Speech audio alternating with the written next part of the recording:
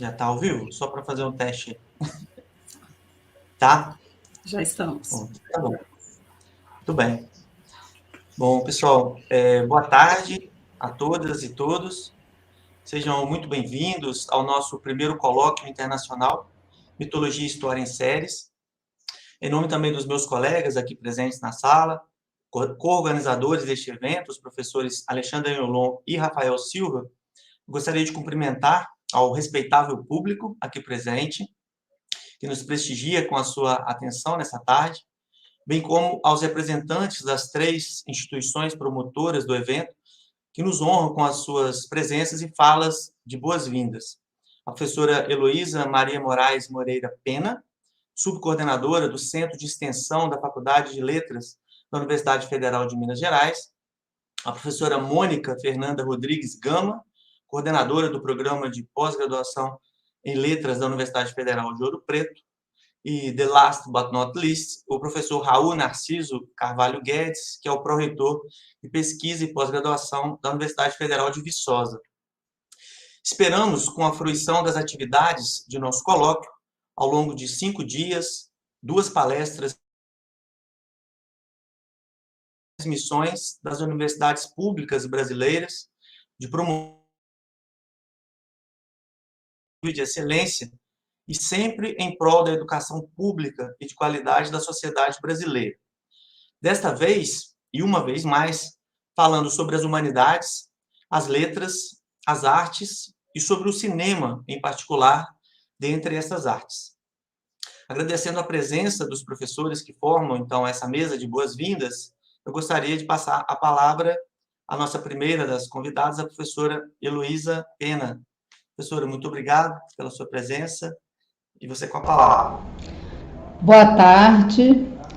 O som tá ok? Ok, então vamos começar. Agradeço o convite da organização do evento sobre mitologia e história em séries para esse momento de abertura, representando a Faculdade de Letras da UFMG na condição de subcoordenadora do SENEX FALE. Parabenizo os organizadores, na pessoa do Rafael Silva, que tanto tem atuado desde os tempos de sua graduação em prol dos estudos clássicos, localmente nas letras da UFMG e também agora, principalmente em todo o Brasil, com seu espírito empreendedor e congregador. Sou professora de latim da instituição e, como tal, amante dos estudos clássicos e entusiasta da divulgação e promoção dessa língua e literatura produzida em largo período da história ocidental e responsável, juntamente com a língua e literatura grega, por grande parte de nossa identidade cultural. O evento traz uma proposta intermediática ao estudar a recepção da literatura greco-romana em séries, produzidas com muito fôlego e consumidas em grande escala em nossos dias. O debate sobre a continuidade e a manutenção dessa herança greco-romana não é novo. Na verdade, ele se renova de tempos em tempos, sempre recente e outro, na força das releituras desse conjunto de narrativas antigas que, vencendo as eras, se ajusta ao gosto contemporâneo dos leitores e, no caso da arte cinematográfica, dos espectadores. Estudar o fenômeno da recepção das literaturas da Grécia e da Roma antigas na contemporaneidade envolve a pesquisa transdisciplinar e, tendo como foco as séries televisivas, exige a análise de um gênero midiático com formato próprio de apresentação das ações por episódios, que emprega estratégias de aceitação e manutenção do espectador e requer um olhar cuidadoso ao roteiro que demanda uma narrativa complexa e a construção de personagens com relativa profundidade psicológica. O professor de roteiro e roteirista Davi França Mendes assim resume a produção de teleséries, pois o que faz de uma série, entre outras coisas, é ser um organismo, uma máquina geradora de histórias. Sob esse aspecto, aliás, a mitologia é um celeiro a se explorar, não só pela capacidade de desenvolvimento de um arco narrativo longo, característica essencial do formato serial, mas também pelas possibilidades dialógicas do mito com a história, a literatura, a psicologia, o cinema, a música e a filosofia. Silvio Antônio Luiz Anás, docente pesquisador da ECA USP, em sua pesquisa de pós-doutorado de 2018, nas séries dramáticas de televisão, afirma que há um crescente interesse nas séries e o público prefere as de caráter não realistas, ficção científica e fantasia, porque está em curso, segundo ele, um processo de reencantamento do mundo. As pessoas cansaram de ver pela ótica tão realista e estão em busca de narrativas mais fantasiosas, um pouco mais encantadas. E conclui que esse comportamento faz parte de uma tentativa de reequilíbrio psicossocial das pessoas. De fato, é notório o fascínio que histórias fantásticas povoadas de deuses, monstros e heróis, acontecidas in nihilo tempore, provoca nas pessoas de todas as gerações e épocas. Participar desse mundo transcendente dos deuses, dos heróis e dos ancestrais míticos provoca no homem moderno, nem que seja por uma sessão de cinema ou episódio de televisão, a sensação de atemporalidade e recuperação do tempo sagrado do mito. Torna o homem, segundo Eliade, contemporâneo das façanhas que os deuses efetuaram in nihilo tempore. Enquanto ele vive a história da tela, do monitor ou da página, o homem encontra uma forma de abolir a frustração pelas limitações físicas e psicológicas e de conhecimento. Essa escapadela do mundo real massageia o ego, alivia tensões e provoca a sensação de prazer. A progressão per angusta ad augusta na vida do herói mítico satisfaz, segundo Eliade, as nostalgias secretas do homem moderno que, sabendo-se decaído e limitado, sonha revelar-se um dia um personagem excepcional, um herói. O mito é um instrumento destinado a auxiliar o indivíduo a ultrapassar horizontes. Prova disso são as fartas releituras dessas narrativas via cinema, jogos e literatura ao longo dos anos. Como exemplo de filmes e desenhos animados, baseados direta ou indiretamente na mitologia grega, citamos na década de 60 o filme Jasão e os Argonautas, nos anos 90 a animação Hércules, nos 2000, Troia, Odisseus e a Ilha da Neblina, Fúria de Titãs, Percy Jackson e o Ladrão de Raios, Os Imortais e Mulher Maravilha. Houve fenômenos de venda de jogos com o ciclo de aventura de Hércules e de Medusa nos anos 90, quando os Argonautas nos anos 2000, e tendo os deuses como protagonistas, Age of Mythology, God of War e Hades. Registrou-se verdadeira euforia no surgimento de séries de livros como O Senhor dos Anéis, que, embora escrita entre 1937 e 1949 por Tolkien, foi de fato conhecida por nós brasileiros na época de sua adaptação em trilogia ao cinema, 2001 a 2003. Como as séries literárias também de Harry Potter e Percy Jackson e os Olimpianos. Isso só para citar produções mais evidentes na mídia brasileira, porque a lista de filmes, jogos e livros que tem como tema a vida e as façanhas dos deuses, semideuses e heróis no mundo próximo do real e ou no paralelo é muito longa. Esses clássicos da fantasia, repleto de feitos heróicos, força sobre-humana, suspense, luta do bem contra o mal e com boa dose de romance, se traduzem em histórias impactantes com distanciamento do mundo empírico e de grande maleabilidade artística, visando o entretenimento imediato para uma larga faixa etária. Na criação do mundo da série, principalmente no das séries baseadas em literatura de domínio público, podem-se cometer muitos erros. Mudança de ethos dos personagens históricos ou mitológicos consagrados, falta de coerência entre o texto original e a adaptação do roteiro, que pode ser traduzida como infidelidade ao espírito do livro, criação de personagens e ações estranhas ao contexto idealizado, excesso de violência, falta de originalidade da série, atuação medíocre dos atores, entre outros. Daí, talvez, para motivar uma das discussões propostas pelo evento, despertar alguma resistência / desconfiança por parte dos espectadores, especializados ou não, quanto à qualidade, isto é, quanto ao valor estético que essas produções seriadas possam vir a ter. A riqueza de produtos culturais surgidos nessa verve de narrativas mitológicas, fruto da transmissão ininterrupta dos legados da antiguidade clássica e tão bem recepcionados por produtores, roteiristas, autores e público, não passou desapercebido nos meios acadêmicos.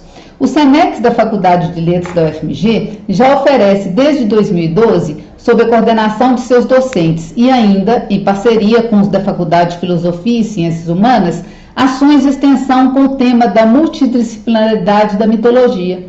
Temos registrados, na condição de concluídos e ativos, cursos de cinemas e literatura, eventos que discutem a reelaboração dos clássicos na literatura, de mitos na arte, programas que levam contos de mitologia às escolas, que estudam e performam esquemetrágica, além de outros projetos de extensão que envolvem saraus de contos de mitologia e cinema e mitologia.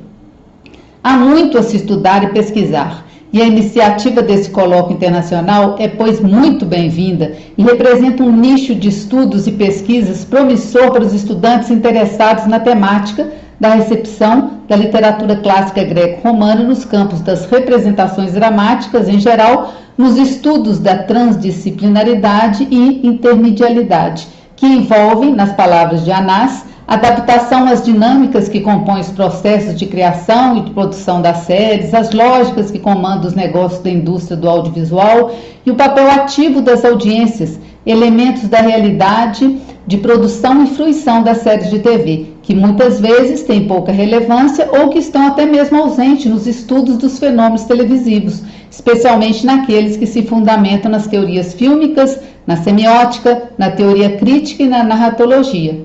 Termino com as palavras de Burkett, 1986, sobre a rica e produtiva ambivalência que o objeto mito possui. O mito é ilógico, inverossímil ou impossível, talvez imoral, e de qualquer modo falso, mas ao mesmo tempo compulsivo, fascinante, profundo e digno, quanto, não mesmo, sagrado. Obrigada.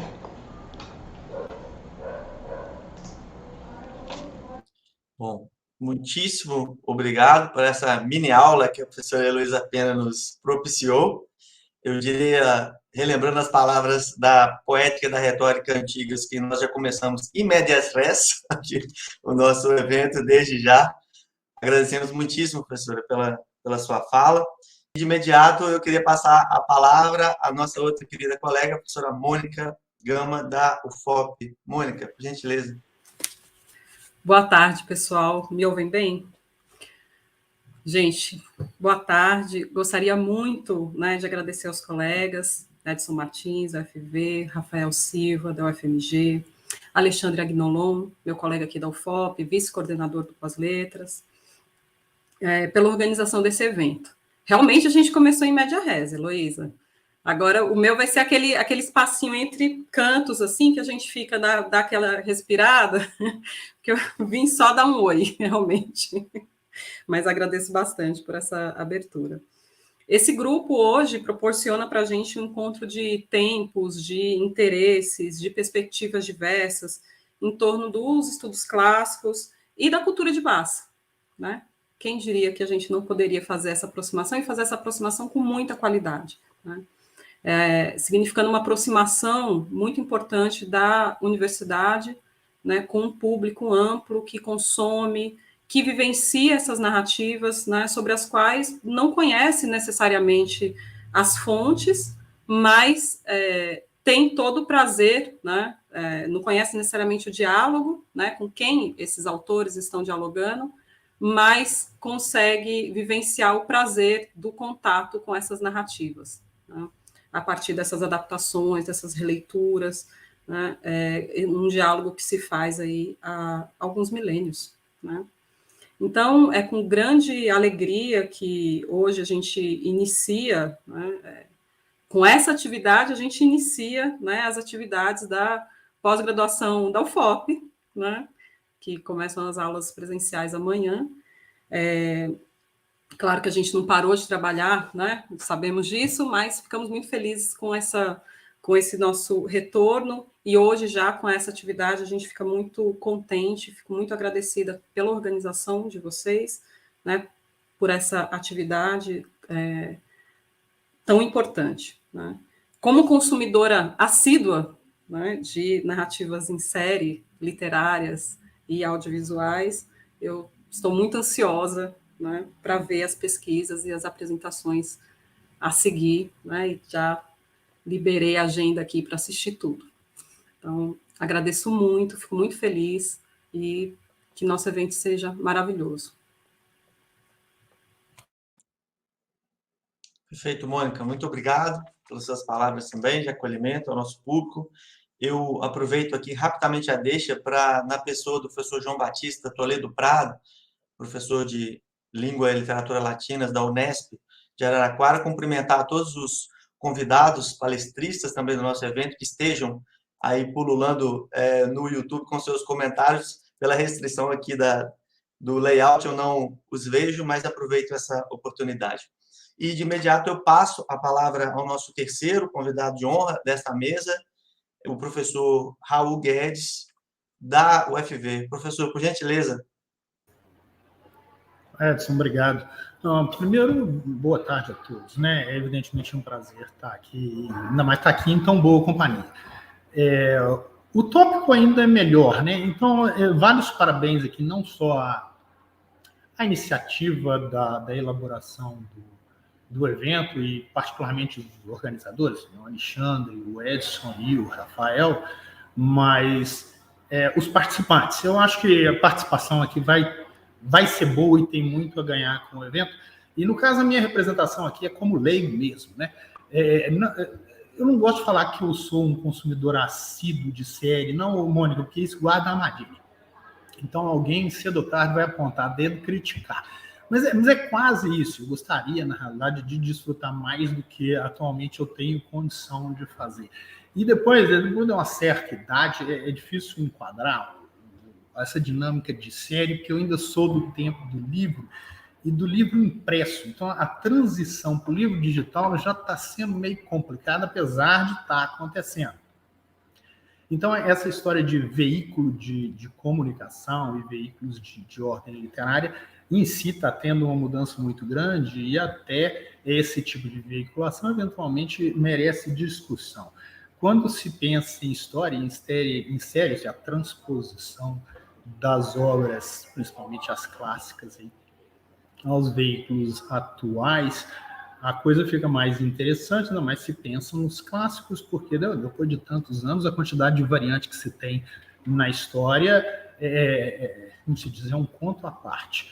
Não deixa de ser um reconhecimento do valor da obra original, e eu acho que até ajuda a estimular a busca pela obra original, apesar da distorção que normalmente se vê no que a gente recebe em termos de audiovisual relativo a esses contos, né? E é aquela história, eu gosto de trama, né? O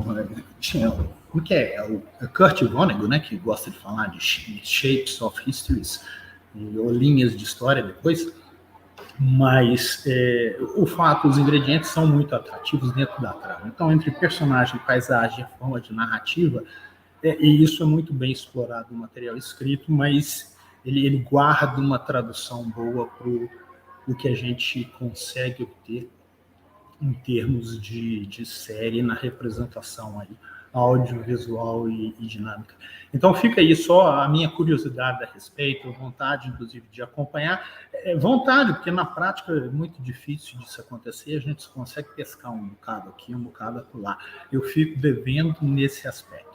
Mas, de novo, fico agradecido pela oportunidade de estar aqui com vocês, pelo menos nesse início, e tentar pegar alguma coisa nessa história, pelo menos no começo. Mas são 5 dias e eu acho que vai ter de tudo um pouco, partindo de clássico até o que nós temos hoje em termos mais contemporâneos. Então, o cardápio está bem variado.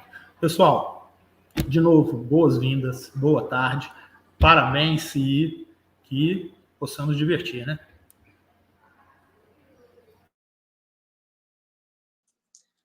Professor, muito obrigado pela sua fala também, por ter tirado aí um tempinho, né? E claro que isso é extensivo às colegas, a professora Heloísa, fala de acolhimento aqui ao nosso público, do nosso evento. já que, naturalmente, nessa pasta aí de Pró-Reitoria de Pesquisa, quem vai pedir bênção lá no Pró-Reitor, quem já esteve na pasta sabe muito bem que é uma obrigação muito onerosa. Bom, dando sequência, então, aqui à nossa mesa, nós gostaríamos também, os organizadores, de proferir rápidas palavras que, inclusive, façam aí a liaison, né, o encaixe entre as falas dos representantes das instituições e a atividade, a primeira das atividades, né, entre as palestras e as mesas redondas, que está marcado para começar às 15 horas, né, já como é de conhecimento de vocês. Eu gostaria de começar, então, fazendo um breve resumo de como que, nas minhas pesquisas, dentro da instituição da Universidade Federal de Viçosa, lotado no Departamento de Letras e atuando na graduação e na pós-graduação do curso de Letras, né, eu tenho articulado o meu trabalho como classicista e também interessado em desenvolver pesquisas tendo o cinema como uma espécie de suporte, né, no sentido lato e excelente do termo, para pensar essa recepção da tradição clássica. Eu queria recuperar rapidamente 2 momentos prévios que desaguam na organização desse colóquio. O primeiro deles tem o seu marco em 2014, quando eu submeto à FAPEMIG a proposição de aprovação de um projeto para a elaboração de um documentário, de um longa-metragem, dedicado à biografia de Machado de Assis, mas numa chave que valorizasse exatamente a relação que o Machado teve como autor-leitor com a tradição clássica. E esse projeto acabou delongando-se por conta da sua materialidade, da pujança, inclusive de lidar com uma titanomaquia que inclui não só Machado, mas uma série de escritores que, ao longo dos últimos 3 milênios, formam essa moldura da chamada cultura ocidental, na falta de uma palavra melhor. E eu tive o apoio da UFV e, obviamente, eu pedi até ao professor Raul que estivesse aqui, porque ele representa esse apoio institucional que o projeto teve na gestão da atual reitoria, né, da qual ele faz parte, e foi possível nós chegarmos à conclusão desse projeto em 2019. Um segundo momento está acontecendo para e passo a esse projeto que liga, então, estudos clássicos de cinema dentro da UFV, que foi a elaboração de um curso que eu e o professor Alexandre Aiolon, né, co-organizador aqui deste evento também, propomos como uma experiência de como seria possível nós abordarmos esses temas transdisciplinares, analisando uma série em particular, e aí partindo das nossas afinidades eletivas, como diria Barthes, que uma das nossas paixões comuns é a série Game of Thrones. Inclusive, por isso que no nosso cardápio, para usar a palavra do professor Raul, tem aí uma mesa sobre GOT, sobre Game of Thrones. Esse evento foi registrado como um evento de extensão e transcorreu no Cine Carvalho. O privilégio de ter um cinema dentro da Universidade Federal de Viçosa. Fica o convite para quem nunca veio ao campus mais bonito do Brasil. É isso mesmo, eu não estou sendo bairrista porque eu sou formado na Federal de Juiz de Fora, que fique claro. Então, além do doce de leite, que já não precisa de apresentação, nós temos um campus muito bonito e temos um cinema dentro do campus, e nós fizemos essa atividade que transcorreu ao longo de 5 palestras, que tratou exatamente da recepção da tradição clássica, de alguns mitos dentro desse seriado. E então, agora, pensando essa continuação desses debates, nós decidimos, em vez de fazer estudos particulares deste ou de outro seriado, conclamar, né, que as pessoas pudessem nos ajudar nesse esforço interinstitucional, de cooperação, inclusive internacional, conforme a proposta desse evento, para que, né, teóricas, metodológicas, e, sobretudo, o prazer, né, eu acho que a palavra que o professor Raul falou é muito importante. As artes, eu acho que tem essa dimensão importante de trazer o divertimento, no sentido excelente do termo, né? O divertir aí está ligado com várias versões, verter várias coisas que nós precisamos, e as humanidades têm essa vocação desde a tradição grega antiga e transmitida, sobretudo, à cultura ocidental, da qual nós somos parte, esse dever, assim eu creio. Então, basicamente é isso. Eu queria passar agora o bastão para os meus colegas, primeiramente para o professor Alexandre, e depois o professor Rafael Silva vai concluir essa nossa fala aqui dessa mesa de apresentação. Alexandre, segue daí. Bem, primeiramente, boa tarde a todos. Bem, eu fico muito feliz de rever os colegas, né? O Edson, o Rafael, né? Meus colegas na organização do evento, né? A minha querida amiga Mônica, né? Enfim, coordenamos juntos atualmente o Pós-Letras da UFOP, né? Conheci o professor Raul Guedes, ainda que virtualmente, muito feliz em vê-lo, né? E a professora Heloísa, em revê-la, né? Novamente, né? Pela qual, inclusive, eu agradeço pela generosa introdução, né, ao evento, né, que já nos poupou boa parte da discussão, de certa maneira, né. Bem, em grande parte, eu queria um pouco fazer minhas as palavras do Edson, né, também, sobretudo, em relação a, digamos assim, a vitalidade, né, dos estudos clássicos, de um modo geral, inclusive contemporaneamente na leitura, né, que se pode fazer, né, na recepção dessa tradição dentro dessa, digamos, a gente poderia chamar de cultura de massa, né, não só no cinema, evidentemente, mas no caso particular do nosso evento, né, das séries de TV, né, séries essas que assumiram, né, um protagonismo elevadíssimo nos últimos anos, né, muito em virtude da qualidade, né.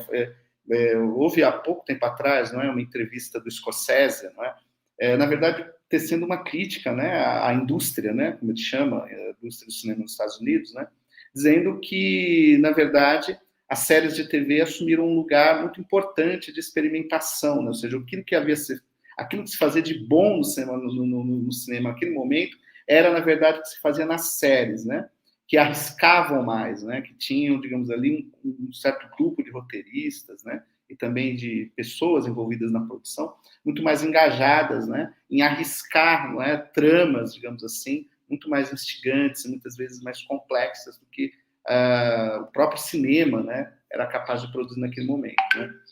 E, de fato, né, as séries, atualmente, elas vivem uma verdadeira idade de ouro, né. Então, há muitos anos atrás, acho que todos aqui se lembram disso, né, quando um ator, digamos assim, muito, muito importante, etc., atuava, não é, numa série, né, na verdade, ele estava em decadência, ou seja, ou era um ator iniciante, né, ou era um ator decadente que participava de séries de TV. Hoje não, né? Hoje, na verdade, as séries ganharam as séries, né, hoje, atualmente, possuem uma qualidade absurda, né? Então, há numerosas séries nesse sentido, tanto e numa produção tão intensa que muitas vezes é muito difícil de acompanhá-las, né? Então, eu, pelo menos, acompanho algumas só, né? Não tenho condições, até, enfim, todos nós trabalhamos, inclusive, né? Então, isso nos impossibilita, né, de vê-las todas, né? No entanto, é muito relevante mesmo, é muito claro, né, no interior dessas séries, né, a incorporação de uma série que eu vou chamar aqui de lugares comuns, né, da tradição clássica. A gente poderia chamar, talvez contemporaneamente, de estudos de recepção, como que é mesmo, não é? Na verdade, mas eu penso que, de um modo precedente, a tradição clássica já aponta caminhos para a leitura nesse sentido, no que tange à recepção. Quer dizer, a tradição retórica, a tradição poética antiga, seus processos de composição artístico, suas práticas, né, compositivas artísticas, né, suas práticas de composição retórico-poéticas, digamos assim, elas já pressupunham imediatamente a impossibilidade da feitura, ou melhor, da produção de uma fatura artística, né, sem que ela seja responsiva ao passado, né, sem que ela imite, ou melhor, sem que ela emule, enfim, a tradição, né. Então, a ideia de que eu penso que, na verdade, a recepção, em que pese a importância que ela tem hoje, evidentemente, né, não é uma crítica, claro, mas ela recupera, na verdade, essas concepções que já estavam lá na tradição retórica e poética clássica, né, que pressupunham que a composição artística, de um modo geral, inescapavelmente, ela deveria responder à tradição, né? Então, não bastava simplesmente um ato imitativo, né? O processo mimético pressupõe a superação de um passado, pressupõe a atualização desse passado, né? E a gente percebe nessas séries atualmente o uso muito diuturno que elas fazem, né, de lugares comuns, estratégias narrativas, né, de temas, de motivos, né, extremamente presentes, não somente na tradição mítica, mas que aparecem tanto na epopeia, aparecem na tragédia, né, aparecem na poesia, enfim, na poesia de um modo geral não épica, né, e não dramática também, né?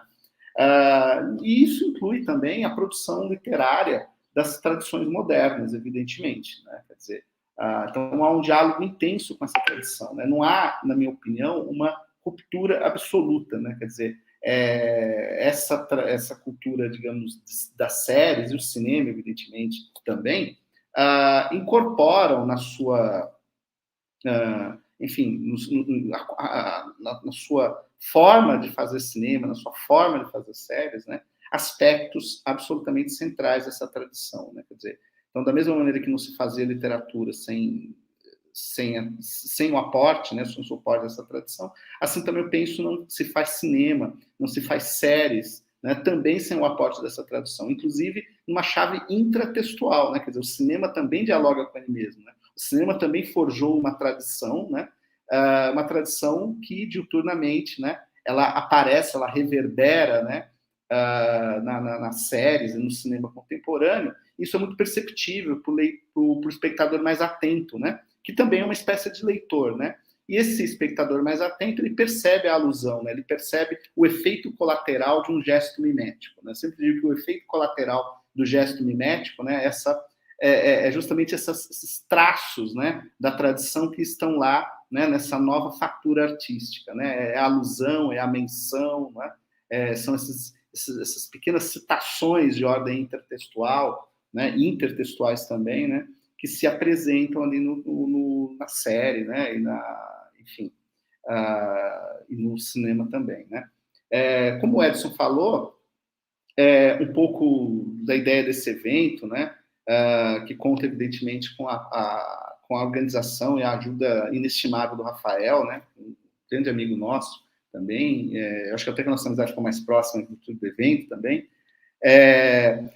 começou um pouco a ser forjada nesse curso de extensão, que o mérito é todo do Edson, a ideia foi toda do Edson, nesse sentido, né? Eu, digamos que eu embarquei um pouco, inicialmente, por diversão, né? Eu acabei gostando muito dessa diversão e me instigou a pensar uma série de coisas, né, em relação à recepção, né, da antiguidade no cinema, em séries, etc., né? Que não é exatamente uma área de trabalho, né? Não é exatamente uma área de pesquisa, né, com a qual eu trabalhei ao longo da minha formação, né? Trabalhei, acho que muita gente sabe, trabalhei com poesia, né, com poética, né, tradução também de poesia, e agora talvez uma seara, né, que se abre para mim agora, que tem sido justamente pensar, né, refletir a respeito da recepção da antiguidade no cinema, né? Então, eu já desejo, então, para todos um grande evento, né? Enfim, como organizador, certamente participarei de todas as mesas, espero, né? Se possível, de todas as mesas, né? E eu espero realmente, como vocês, que eu aprenda muito, né? Então, eu tenho certeza que eu vou aprender muito com os colegas, né?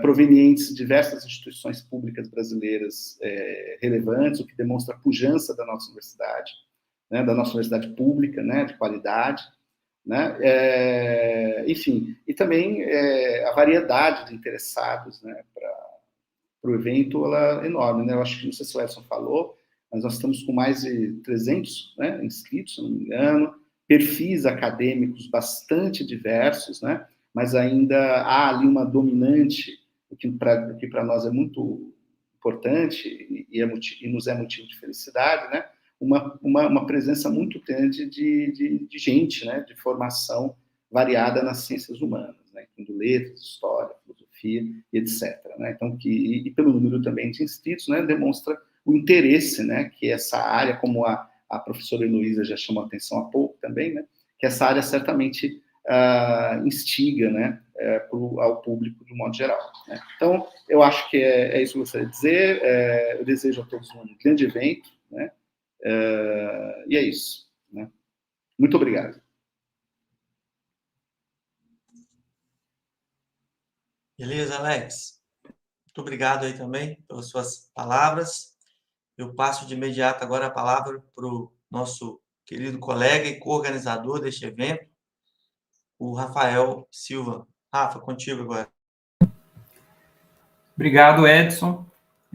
Eu queria, como os demais já fizeram, começar agradecendo, em primeiro lugar, a esse público magnífico que nos prestigia nessa tarde.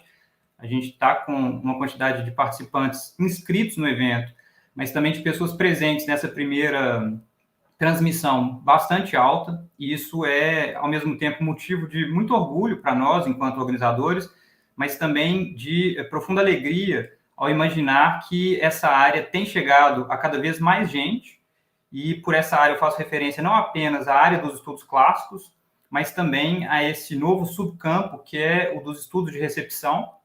Eu vou tentar falar um pouco sobre isso, né, a ascensão desse paradigma de estudo, a gente pode dizer literário, mas me parece que seria mais preciso dizer cultural, e é, de fato, muito gratificante se dar conta de que uma das sobrevivências do clássico tem passado, sim, por essas reescritas que são não só contemporâneas, mas que dialogam imediatamente com muita gente, muito mais gente do que ao longo da tradição os clássicos conseguiram fazer.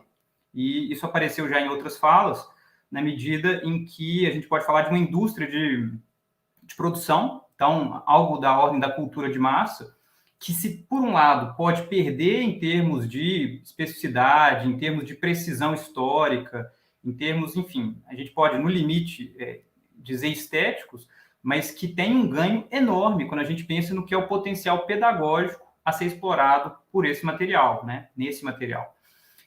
Em segundo lugar, eu agradeço aos membros da mesa de abertura, principalmente à professora Heloísa Penna, que eu conheço lá da Faculdade de Letras da UFMG, foi minha professora e é uma pessoa que eu admiro muito porque me ajudou em inúmeros projetos. Ela é muito ativa em termos de extensão e isso deve ser sempre louvado. A Universidade Pública Brasileira ela é fundamentada em 3 pilares, que é a pesquisa, o ensino e a extensão. E a gente sabe que a extensão tende a ser o primo pobre, por assim dizer, desses 3 pilares, normalmente costuma ser deixado de lado, como se fosse menos importante, mas na verdade, a meu ver, um dos pilares fundamentais para a gente pensar o lugar da universidade na sociedade brasileira. Entrando, de fato, digamos, em contato direto com essa sociedade, e muito importante o trabalho que a Heloísa tem feito na UFMG, com vários projetos, dentre eles o SENEX, que é o curso de letras, o curso de línguas, que é aberto à comunidade externa, e o apoio pedagógico, que é também aberto à comunidade externa, embora seja especificamente voltado para os alunos que ingressam no curso de letras.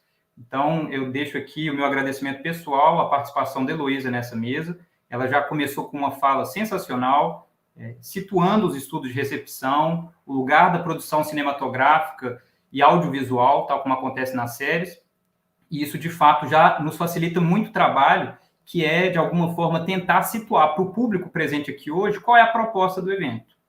E é sobre isso que, logo mais, eu pretendo falar.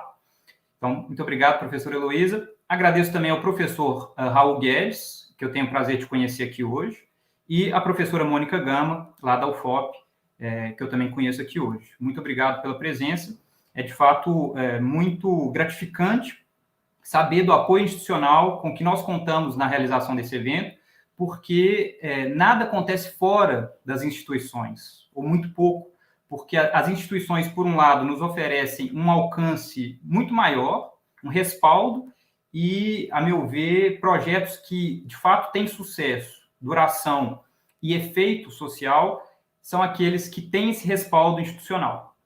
Então, a meu ver, é fundamental esse gesto que nós buscamos adotar na abertura desse evento, recorrendo a essas figuras que representam as respectivas instituições, o FMG, o FV, Viçosa, o UFOP, Ouro Preto, na medida em que há um reconhecimento oficial, portanto, da proposta desse evento, que se é, por um lado, estudar na chave de uma recepção clássica esses mitos e essas histórias, tal como reescritos, né, ou reinscritos em séries, por outro, não abre mão jamais da sua dimensão pedagógica. E é sobre isso que eu gostaria enfim, tratar, na medida em que a justificativa para abordagem de séries, a gente pode dizer, numa faculdade de letras, mas numa universidade pública, tout-court, ela, em larga medida, se dá na chave do que é o aporte didático, pedagógico, que esse material nos oferece enquanto professores, enquanto estudiosos, enquanto alunos, porque de ampla entrada social. Sempre me causou um estranhamento profundo como estudioso da antiguidade ler a informação que, por exemplo, uma série como Troia, a queda de uma cidade, foi um fracasso de público, tendo contado com 3,2 milhões de espectadores no primeiro episódio. A primeira vez que eu vi isso, eu falei, não, 3 milhões é um sucesso absoluto. Eu acho que não devem existir 3 milhões de pessoas que leram a Ilíada. Mas houve 3 milhões de pessoas que assistiram o primeiro episódio lá na inauguração de Troia, a queda de uma cidade, e isso foi considerado um fracasso. Então, o poder de penetração dessas séries de fato, difícil de ser estimado por nós hoje, sobretudo quem trabalha com áreas um pouco mais restritas, como ainda é o caso, né, dos estudos clássicos, ou como se tornou o caso dos estudos clássicos nas últimas décadas, e é preciso, a meu ver, sabermos aproveitar esse potencial enorme em termos didático-pedagógicos. Uma das nossas convidadas, a Anastácia Bacodiani, que vai participar da mesa de abertura logo mais às 15 horas, ela tem um artigo muito interessante sobre isso, chamado Classical Reception for All, então, recepção clássica para todos, e é uma pergunta, e um subtítulo que é Performance Reception Pedagogy in the 21st Century, performance e recepção em termos pedagógicos no século XXI.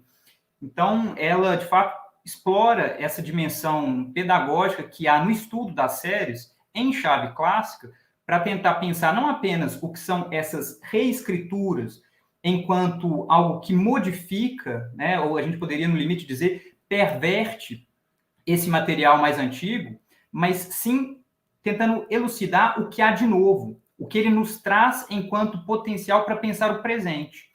E isso apareceu nos comentários, eu acho que da Heloísa, do professor Raul também, em alguma medida a Mônica apontou para isso.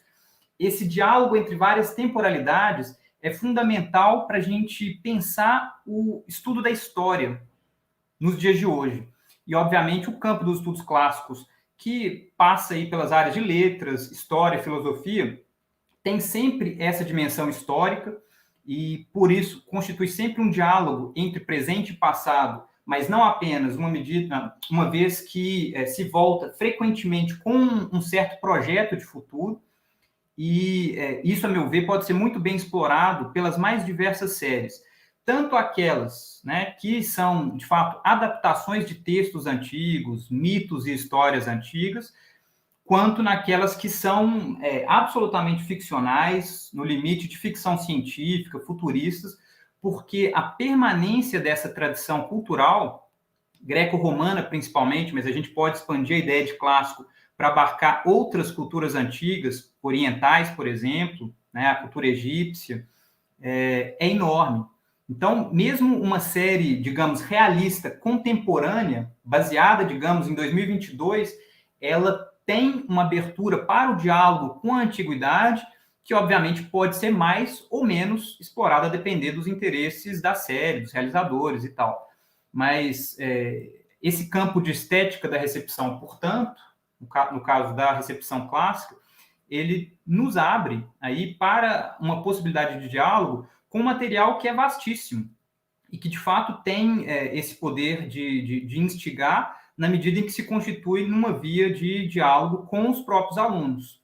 Ou seja, quando um determinado evento, um determinado livro pode, às vezes, ser maçante como uma primeira entrada, às vezes, um instrumento pedagógico interessante pode ser justamente tentar se voltar para adaptações que consigam dialogar de forma mais imediata, como uma primeira entrada para depois um mergulho mais aprofundado, mais, digamos, atento, específico em termos de contextualização histórica, estudo dos textos, e nós, a meu ver, só podemos ser muito gratos pelo desenvolvimento de um campo de estudo que tenha tanto potencial, porque nos coloca de novo num certo centro, nos dando a prerrogativa de discutir temas que, a princípio, estariam fora da nossa alçada, né? Da filologia constituída em termos muito estritos, como estabelecimento e estudo do texto, baseado na gramática,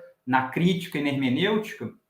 A princípio, a ideia de se voltar para um produto cultural como uma série ou um filme, né, um produto audiovisual, pareceria excluída.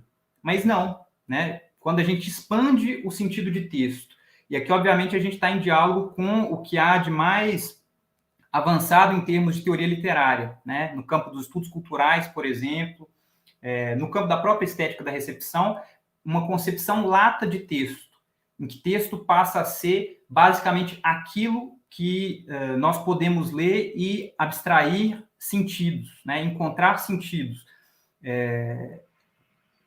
A ideia de ler uma série se torna plenamente possível. A ideia de ler um filme se torna plenamente possível. E é isso que, por exemplo, um autor como Martin Winkler, que é um conhecido nosso aqui no Brasil, ele tem uma ponte muito firme com a professora Maria Cecília Coelho, o próprio Edson teve um contato muito bom com o Martin Winkler. Ele tem uma série de publicações em que ele fala de uma filologia do cinema.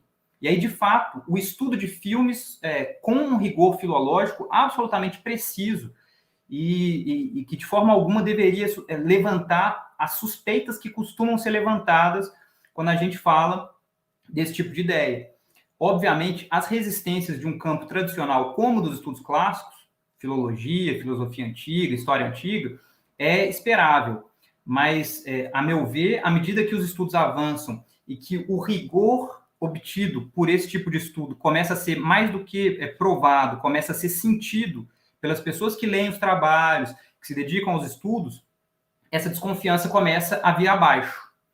Porque se lá na década de 90, quando o Charles Martindale começa a publicar os primeiros trabalhos dele sobre recepção clássica, ele encontra, a princípio, uma série de resistências a pessoas dizendo, tá, mas você é um classicista, por que você está se propondo a ler quadros?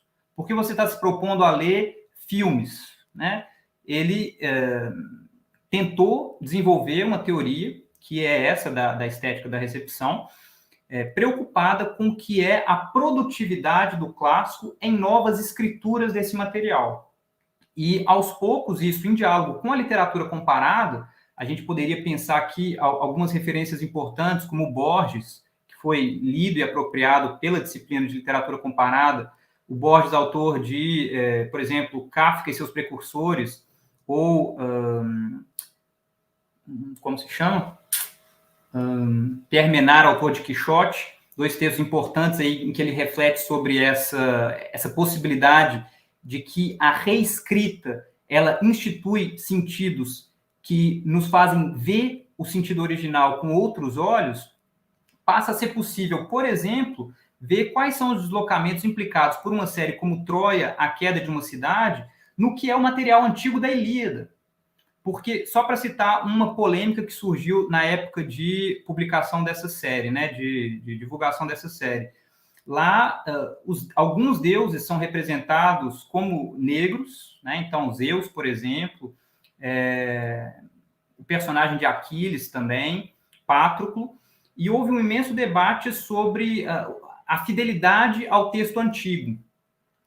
E essa foi uma polêmica muito grande, porque, evidentemente, entra um elemento racial, mas é curioso como certas, digamos, inconsistências na representação, quando não são tangentes, né, a uma questão tão polêmica assim, passam batidos. Então, embora, por exemplo, Ulisses, né, Odisseu, seja chamado de pele negra na Odisseia, em mais de uma vez, né, o viço da pele dele é dita negra em duas passagens da Odisseia, ninguém, basicamente, se opôs a que o seu papel fosse desempenhado por um inglês caucasiano, né, quando o contrário aconteceu no caso de Aquiles. Isso para citar uma polêmica que pode parecer muito contextualmente baseada, mas que nos traz implicações, que é tentar pensar, tá, então como eram esses gregos? Como eram esses troianos? E esse tipo de de polêmica, de fato, nos aguça para uma série de questões como étnico-raciais, de gênero, as mais diversas de identidade, que, de fato, são candentes para os dias de hoje, mas que, por isso mesmo, têm um apelo enorme junto ao público, né? Eu já me estendi demais, eu agradeço muito a paciência de vocês, tenho certeza de que a gente terá um ótimo evento. Muito em breve a gente vai receber a professora Anastácia Bacodiani, que já deve estar nos bastidores, e eu não sei se o Edson gostaria de falar sobre a programação ou se ele quer que eu adiante alguma coisa aqui.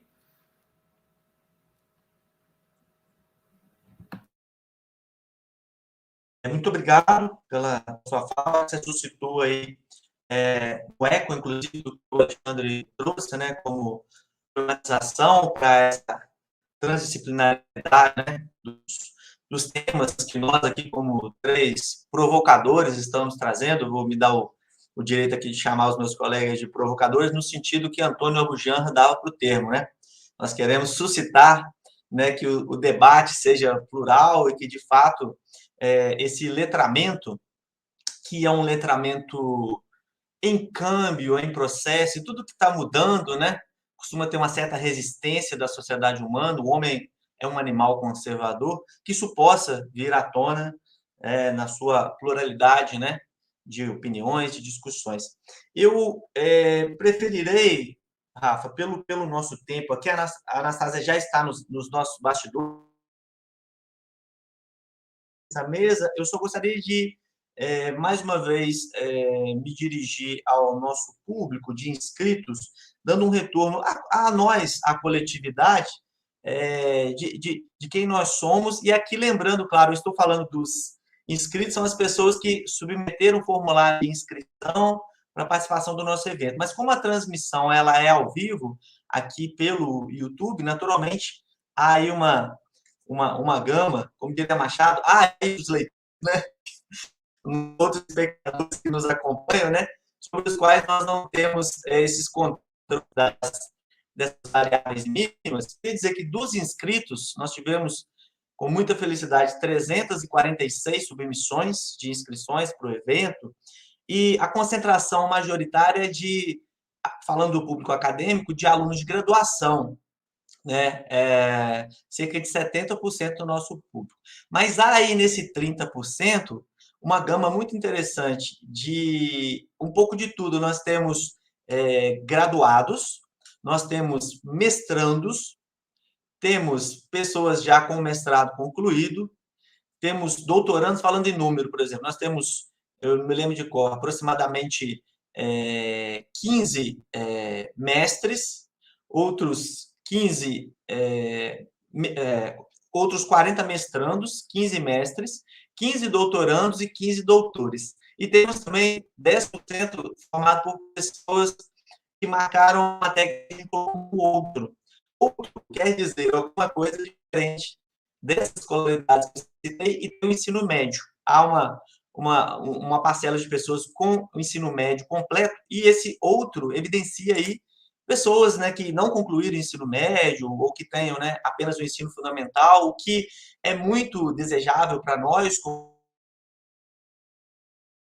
De fato, esse letramento, esse repertório comum ao qual se referia o professor Alexandre Yolon, ele possa ser relido, revisitado e comungado, porque um dos grandes problemas, né, ainda a se sanar para a inclusão social no Brasil, não esqueçamos, é leitura, é acesso aos textos, né? É impossível, tem hora que é interessante refletir sobre isso. Para que eu leia um texto, eu preciso do aspecto material desse texto. Então, quem da sociedade brasileira pode pagar pela assinatura dos serviços de streaming, né? Quem da sociedade brasileira pode comprar um filme pela internet, né? Quem da sociedade brasileira pode ir ao cinema com o preço que o cinema está? Cinema e gasolina estão disputando o preço nesse momento. Então, eu acho que tudo isso são questões interessantes para a gente pensar durante o evento, e tenho certeza que assim o será. E com isso, eu queria agradecer uma vez mais à professora Heloísa, à professora Mônica, ao professor Raul, por estar aqui com a gente. Perguntar se vocês querem fazer alguma consideração final, rapidinho, nós temos mais 2 minutos. Fiquem à vontade, se assim o for. Tem só um aspecto aqui, quando, não sei se foi o Alexandre que falou, o Rafael, eu lembrei da expressão optium cum dignitate. É o que nós vamos fazer aqui nesse evento, né, que é uma hora de ócio, mas com muito aprendizado.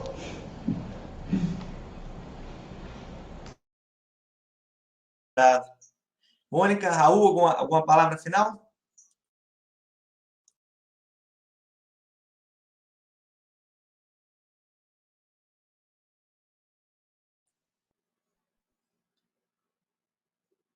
Eu não consegui ver se vocês abriram o microfone aí. Querem falar alguma coisa? Mônica, Raul? Não, Joia. acho que é melhor partir porque interessa. Beleza. Obrigado. Aqui essa abinha aí do YouTube, que a informação focando, é igual o programa. Vamos fazer a chamada para o Série, né? Bora para né? Então, eu devolvo a palavra para o Rafael, que vai fazer a moderação da primeira peça, da palestra de leitura do nosso evento. Agradecer uma vez mais aos colegas que estiveram aqui na mesa. Obrigado, Edson. Obrigado a todo mundo aí. A gente vai passar agora a apresentação da professora Anastácia Bacodiani. Antes, eu só gostaria de pedir a Gabi, que está aí nos bastidores, que colocasse as frases da professora Renata Casarini. Acho que as duas considerações dela são bem interessantes, né? Ela fala, na linha do que falou o Rafael, os estudos críticos de recepção de clássicos têm caráter interseccional, interagindo com outras áreas de estudos sociológicos, debate fundamental. Né? De fato, isso é muito interessante porque abre a nossa área aí para o debate com outras áreas, inclusive estudos da sociedade, que não necessariamente se restringem nem só à antiguidade, nem só à ideia de literatura. Então, isso é, de fato, muito importante. Né? Perfeito. Tinha um outro comentário anterior, mas vai nessa mesma linha, né, de chamar atenção para o fato de que os estudos da recepção implicam investigar circunstâncias externas ao texto, considerando-se condições comerciais, políticas, tecnológicas. Exatamente. Então, isso abre muito o escopo do que pode ser pesquisado, porque um material como uma série produzida hoje, para ser interpretada, evidentemente, aquilo que é o próprio produto audiovisual é muito importante, mas as suas condições de produção também são. Né? Então, a sociedade contemporânea, os debates contemporâneos políticos, os mais diversos, questões econômicas, frequentemente, a quantidade de série de retorno de guerra que, por exemplo, aconteceu na sequência da guerra do Iraque, né, com a invasão estadunidense em 2003, e tudo isso, enfim, tem diálogos, portanto, com o presente. E o presente é tão multifacetado, é tão complexo quanto a antiguidade, por isso, uma boa compreensão desse material exige um estudo detido também das suas condições de produção em torno ao texto, tal como sugerido aí pela professora Casarini. Então, obrigado pelo comentário. E aqui eu gostaria de chamar, então, a professora Anastácia Bacodiani. Welcome, dear Professor Bacodiani. I'm very happy to receive you here. I'll just speak a little bit in Portuguese to explain to the participants how it will be, and then I return to English. Então, pessoal, a apresentação da professora Anastácia Bacodiani vai ser em inglês. Ela vai falar por cerca de 45, 50 minutos. Vai testar em breve o seu PowerPoint, né, para ver se está funcionando tudo bem. Ela vai passar 2 trechos de trailer da série de que ela vai tratar, que é Troia, a queda de uma cidade, Troy, the Fall of a City. E, na sequência, a gente vai ter uma breve sinopse de uns 4 ou 5 minutos em que eu vou tentar sintetizar a proposta da apresentação dela. E a partir ali, um pouco antes de 4 horas, a gente começa o debate. Vocês podem participar o tempo inteiro pelas perguntas no chat. E no final a gente vai selecionar algumas delas para ler e debater com a professora Bacodiani. As perguntas podem ser feitas em português. A gente traduz aqui para ela, tenta explicar, né, a proposta da pergunta. E, obviamente, as participações são todas muito bem-vindas. So now I start presenting you, Professor Anastácia Bacodiani. First of all, I would like to thank you very much for having accepted our invitation to be here in our event, in our colloquium. It's a great honor to have you. Who was awarded your PhD from the University of London and worked at several UK universities before joining the Classical Studies team at Massey University in New Zealand. Your research and publications focus on Greek tragedy and its reception in the modern world. You're interested in the continuing appeal of ancient Greek and Roman culture and the many ways in which these ancient civilizations remain relevant today.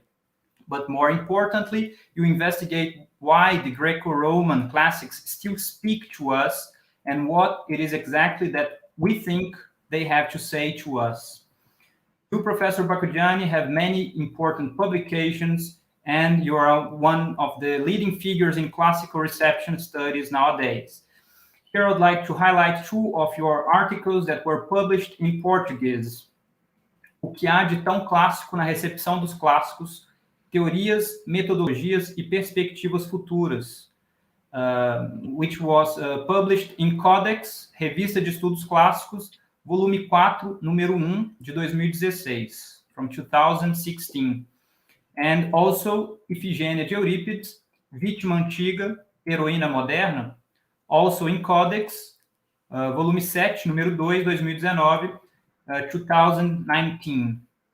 Recently, you have also taken part in the publication of the book Screening Love and War in Troy, Fall of the City, edited by Anthony Augustakis and Mônica Quirino, where you contributed with the chapter Fallen Heroes, Recasting Ajax and the Greeks on Screen.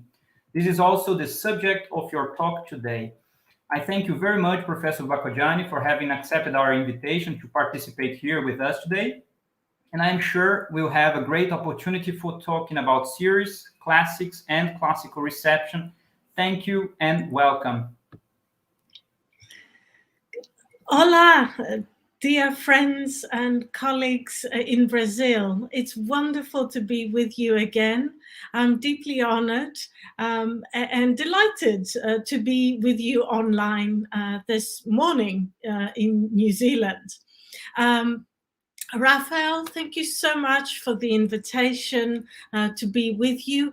And I would like to extend my apologies for not being able to attend the rest of the colloquium because I'm going to go straight from my talk into my teaching duties, which many happen to fall on Tuesday, unfortunately, which it already is here. The time difference can be quite challenging, but nevertheless, I'm delighted to be here. So I see many lovely friends sending lovely messages, so thank you very much. What I'm gonna do is, as Rafael has very kindly said, this talk is based on my chapter for the collection on Troy, Fall of a City. So I'll be talking through that. But first, thanks to Giovanna's help, we're going to play a very short trailer for the series, which is freely available on YouTube as a kind of advert for the show.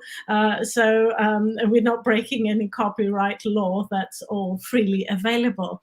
So Giovanna, may I bother you to play the clip for our audience, and then I will start sharing my PowerPoint after that. So we might have to wait for the gods of technology and hope they're kind to us. I thought you were dead. Rediscovered son. Prince of Troy. Don't let him back. They're coming. You say that you have no choice in life. You have a choice now. Come with me. Whatever happened, I don't want to lose you. I will not be humiliated. Get a message to my brother. What has happened between you is not just personal. Our actions are political. Where is my wife? We will bring the rage of the gods down on your Asiatic heads! Leave, and take your smooth tongue with you. Not a possession. Are you with me? I choose to be here. We're going to win this war. Everything will be forgotten. You're making a great mistake. The gods do not forget.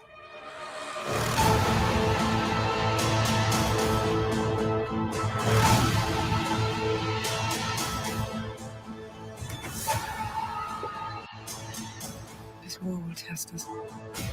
If we lose faith, Troy will fall.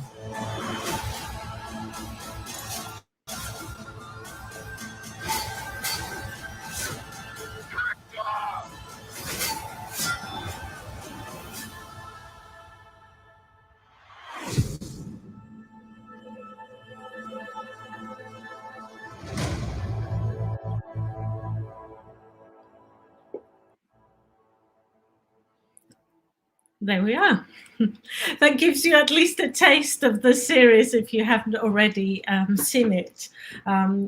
It was originally broadcast on the BBC, but it's now available as a Netflix original on that streaming platform.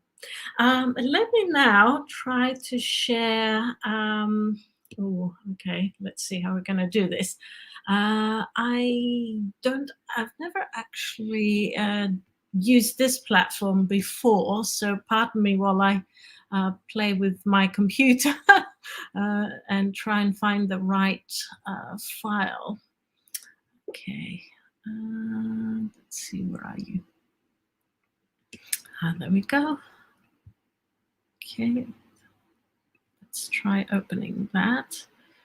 It says the size limit is, because I have a lot of pictures, that's probably why. The size limit is 50 megabytes. How do we do this? Any help from our technical advisors? I'm not really sure how you could reduce the size of the file. Unless I make it into a PDF, that might do the sorry, I'm going to have to play some more.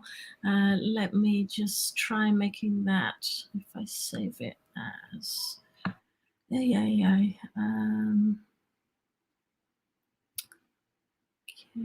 is it letting me save it as, no. Oh dear. Can I try compressing it? Okay.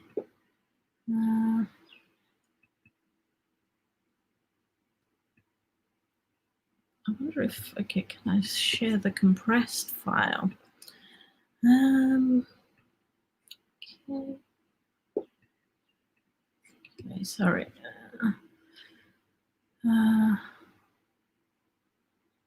Let's go to screen. It's giving me a message about recording. I presume that's from you guys. Okay, it's okay. Can we upload file? Okay, try that.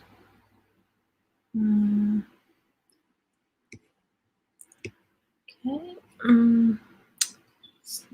Sorry, it's not really letting me do it. I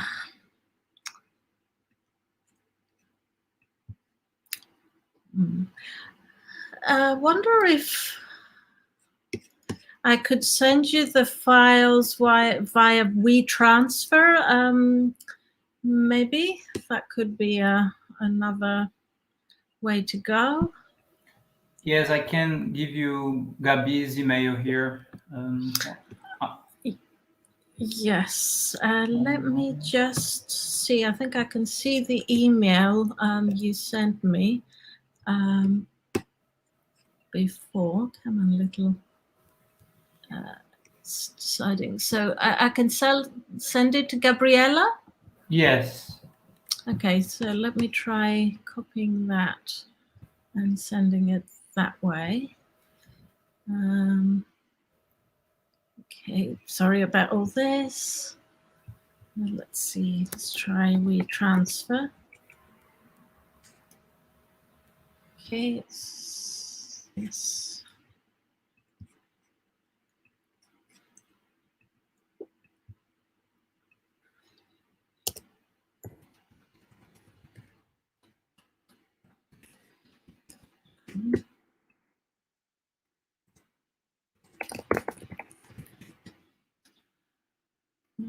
Files.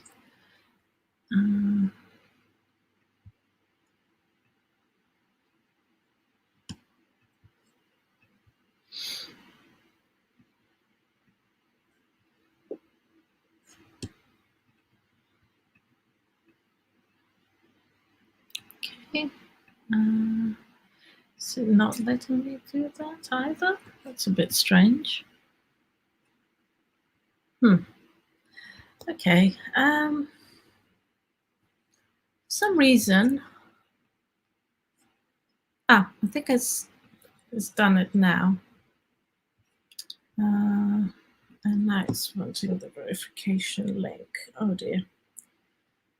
They do make it quite complicated these days.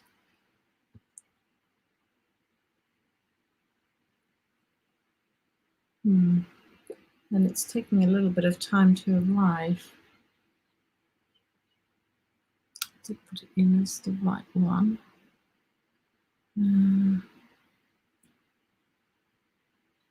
Okay, that's strange. Usually it's much faster than that.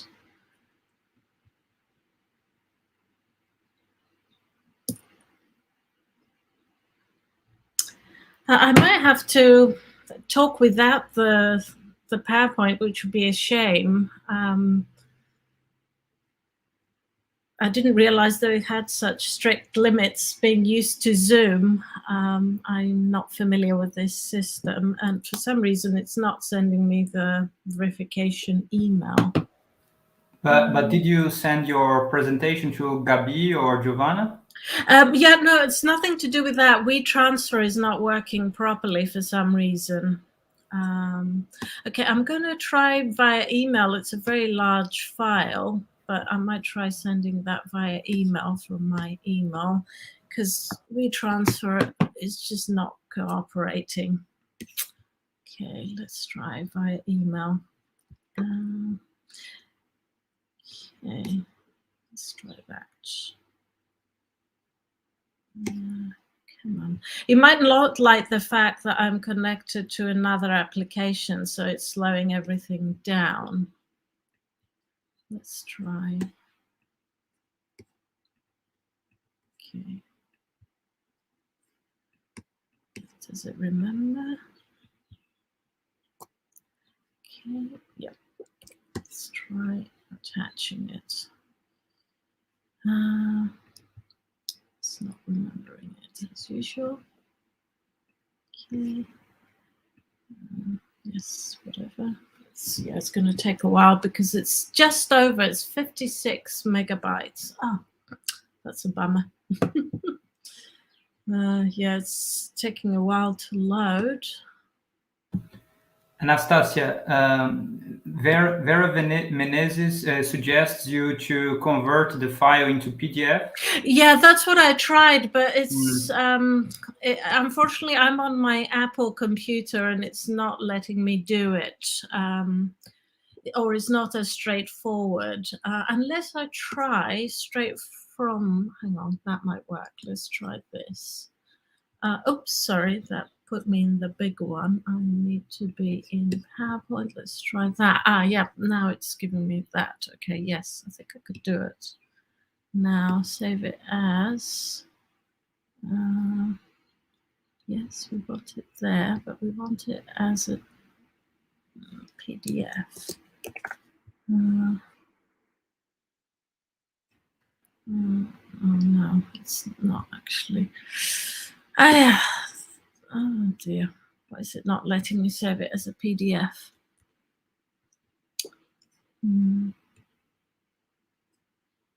Okay, I think, yeah, there it is. Now I should export it. I think that might be working. Let's see. Has it done it? Okay, let's try. Oh yeah, now it's hopefully, is it doing it? No. Is it still saying it's too large? Oh, it's processing. Okay, it's thinking about it. Apologies for this. First time you use a new software, something always goes wrong. Okay. Yes, always. You're right.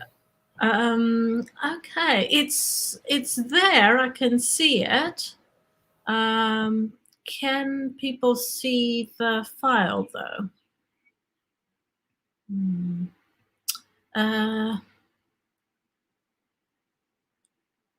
Okay,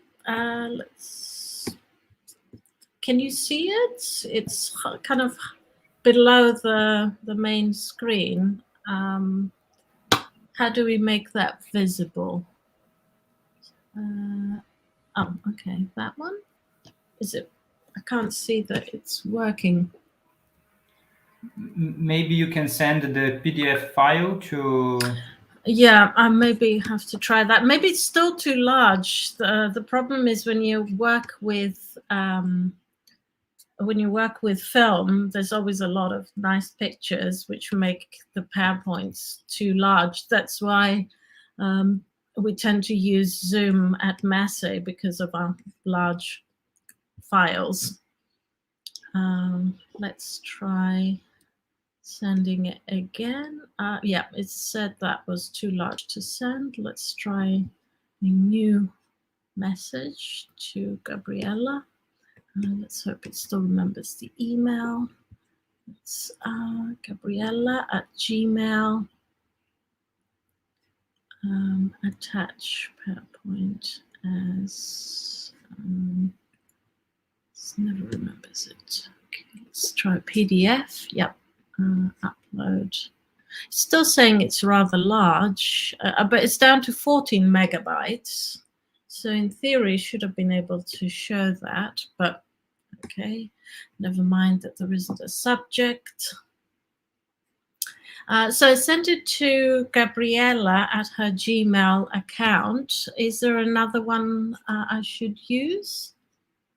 I can see, okay, Giovanna sent a different one. It's not letting me. I'll try that as well. So I'll send it to 2 different recipients. Message, okay, paste, and try that as well. Yeah, as a PDF. Okay.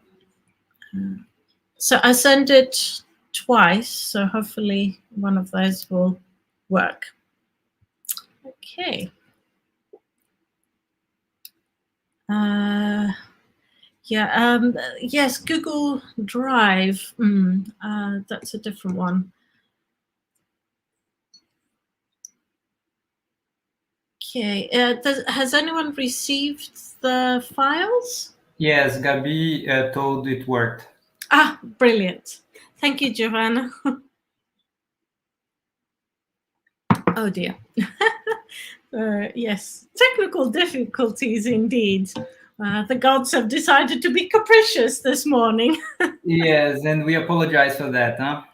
That's okay. No, not at all. I didn't realize that this particular software has limits as to how big the files are.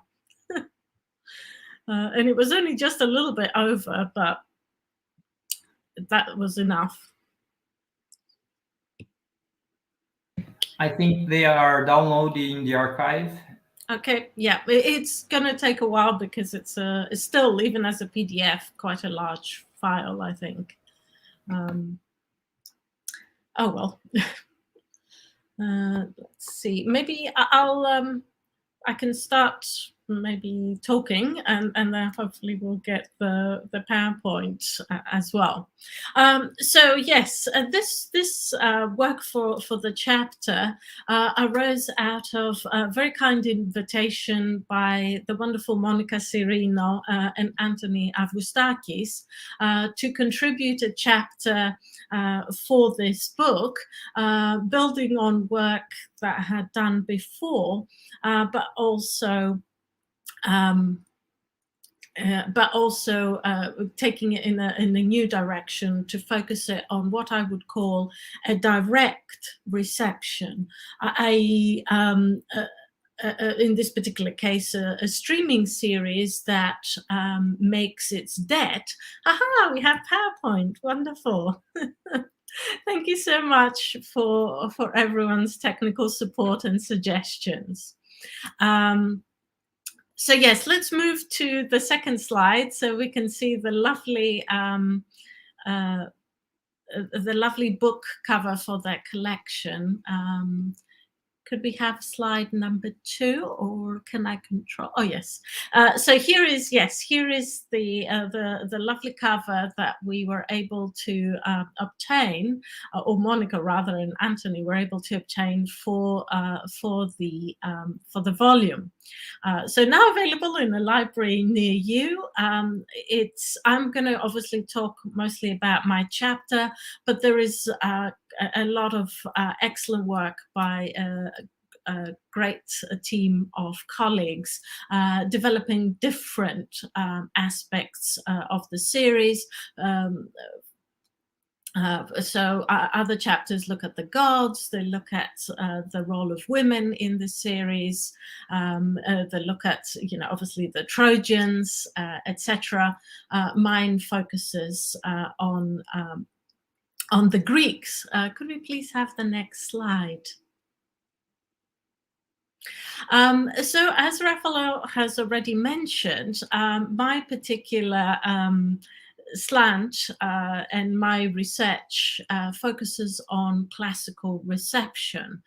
This idea of closely examining how we connect to our classical past. In our email exchanges, Rafael and I were discussing, I think, an ongoing bias that we see still among some colleagues who work in this area in favor of what we might term high culture. So things like, serious literature, paintings, etc. And there is still looking down on popular reception, which of course the streaming series Troy Fall of a City belongs to the popular culture rubric. I actually think it's really important that we do engage closely with popular culture receptions because this is how most people will come into contact with the classical world these days. They might not have read the Iliad, but they might watch a Netflix series. So it is important for us not to ignore or look down on popular receptions, but to embrace them and to use them to talk about the ancient world with our students, with the general public, with each other. So I would argue that this is an important series because of the transnational reach that Netflix enjoys. So it exists in the catalogue because of the deal that they made with the BBC across, I think, most countries where Netflix is, of course, available. Could we please have the next slide? Thank you. As I mentioned, I built on previous work for this particular chapter. My work, an interest in the theme of war, not only in ancient times, but also in modern times, and in particular how we use ancient wars, like the Trojan War, to discuss modern conflicts. For example, when the war in Afghanistan and Iraq broke out in the early 2000s, the Iliad was being discussed as an example, of, if you like, a war that's so well known that, at least, many people have heard of it, that it can be used to discuss these more recent conflicts. So the Iliad remains part of the sort of the bigger public conversation and keeps coming up in times of war. And yes, unfortunately, it's once again current with the war in Ukraine. Alas, the theme of war seems to be ever topical. I also built on my work for another collection that I edited, Locating Classical Receptions on Screen, where I actually engaged with the tragic hero Ajax for the first time and thought about his reception on screen. That particular collection,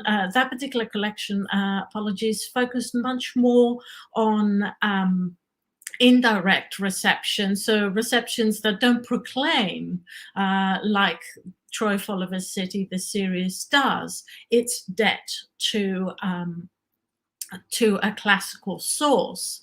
From that, I take all my research on Ajax and brought it to the task, the delightful task of thinking about the Trojan army and its portrayal in Troy Follower's City. Could we please have the next slide? So as you saw probably from the trailer, the focus of this particular reception is the Trojans. So the most screen time is given to the Trojans, and as a result, we get a very strong Trojan point of view or Trojan perspective. Now, the series, in that sense, is following in the footsteps of a long tradition on screen, but also elsewhere in the 20th and 21st centuries, of basically taking the side of the Trojans. The Iliad, especially when it was first performed for its original audiences, would have been a lot more balanced than that, and probably more on the side of the Greeks than it was on the side of the Trojans. The Trojans are presented as a worthy enemy. Their suffering is equal to that of the Greeks, if not more, because of course they're also it will involve the enslavement and the death of many Trojans once the city falls, as of course the Iliad foreshadows very strongly. So the epic is more balanced, with perhaps a slight bias towards the Greek side, since that was also the intended audience. But what we see in screen receptions of the story of Troy is very much the creative team taking the side of Troy, of the Trojans. Now, I'm not the kind of reception person who sort of immediately says, okay, that's wrong, end of story. I'm much more interested in asking the question, why have the creatives changed the story, and who is their intended audience? Obviously, we are not the ancient Greeks. We can't, we can only put ourselves in their sandals for a little while. And this is part of the explanation for why creatives make changes to make, in this case, the Iliad speak more for a modern audience. And especially an audience, a global audience, which is what, of course, Netflix, hopes for.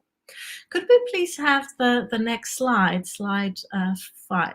Yes.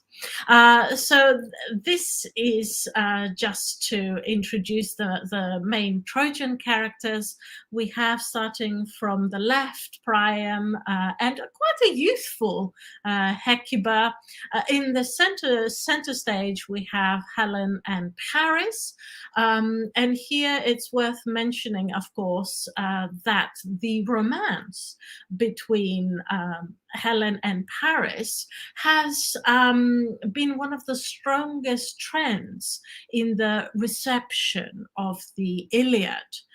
So especially on screen, there's a lot of focus on this as a central story, the central romance between Paris and Helen, which of course isn't well, at least isn't the only main focus in the Iliad.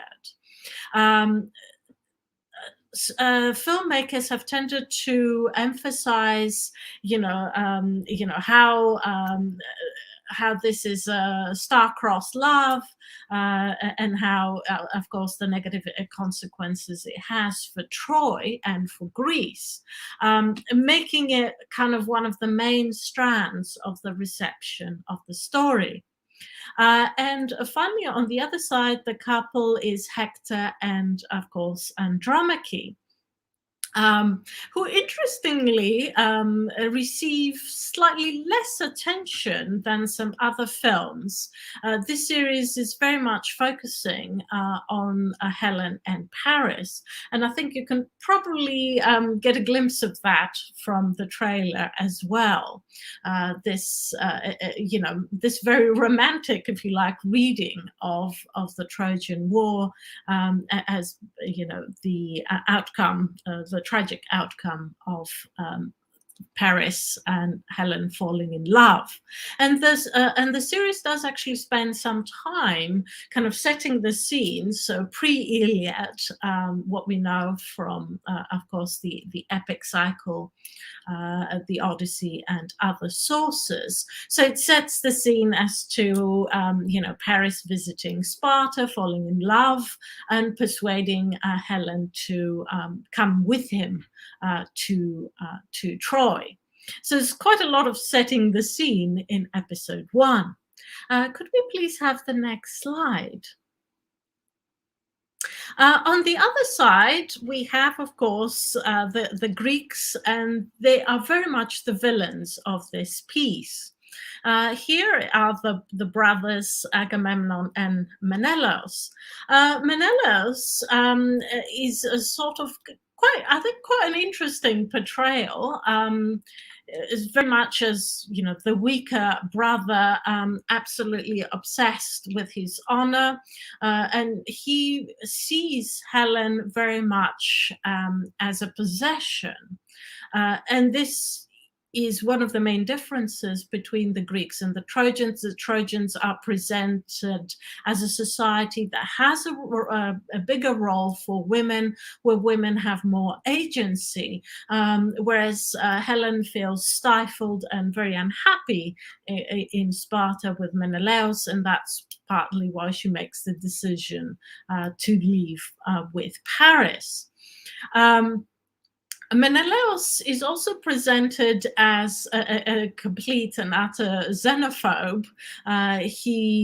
When the Trojans refused to give back Helen, he curses them and calls them Asiatics. So there is an us and them division in this series, which is not so present in the Iliad itself. In the Iliad, the Trojans and the Greeks are presented, as very similar cultures, whereas in this series, the Greeks very much presented as, that they feel that they're superior to these Trojans, that they're better, and they have a right to do whatever they wish. His brother Agamemnon makes the sacrifice of Iphigenia, and we see him do this in the series. And this slowly, the guilt of that appears to drive him mad. So he seems, Agamemnon in this series seems to think that because he has sacrificed his daughter, that should guarantee him victory. So when they don't win straight away when they arrive at Troy, that seems to lead to a mental breakdown over the long 10-year war at Troy for Agamemnon. So he becomes, increasingly unhinged as the series progresses. So the Atridae are very much presented as, if you like, the head villains of the piece.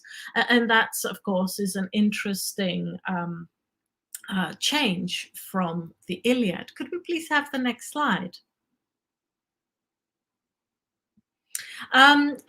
The casting of a Black actor as Achilles unfortunately led to a lot of protests.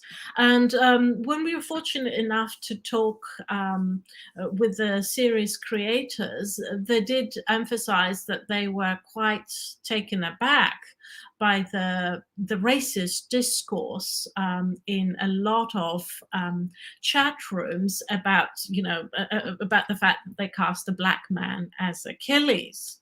And what was very interesting is that in a lot of the metrics that we now use, to measure the popularity of a show, such as, for example, Rotten Tomatoes, the series still comes in quite low.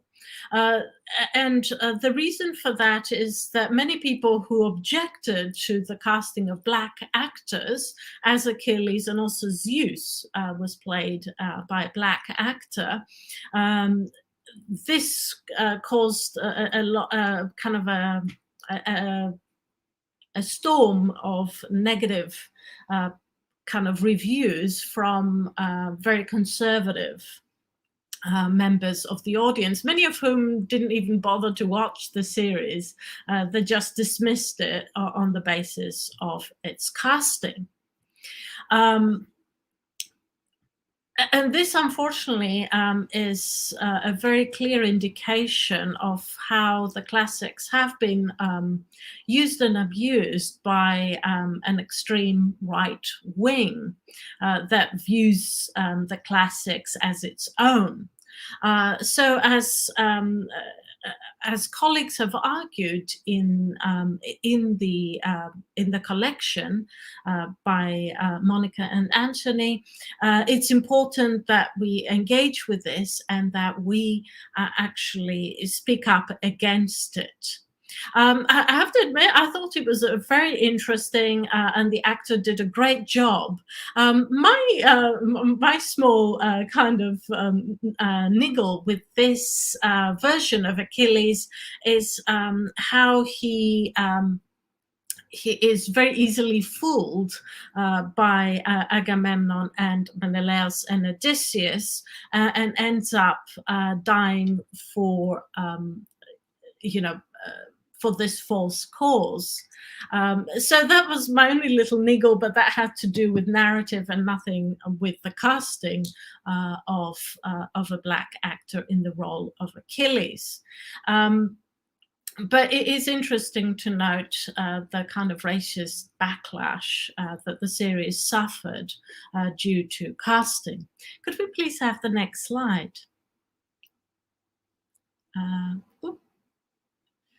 Yes. Aha, Odysseus, yes. Odysseus is, I think, one of the most interesting and complex characters in Troy, Fall of a City.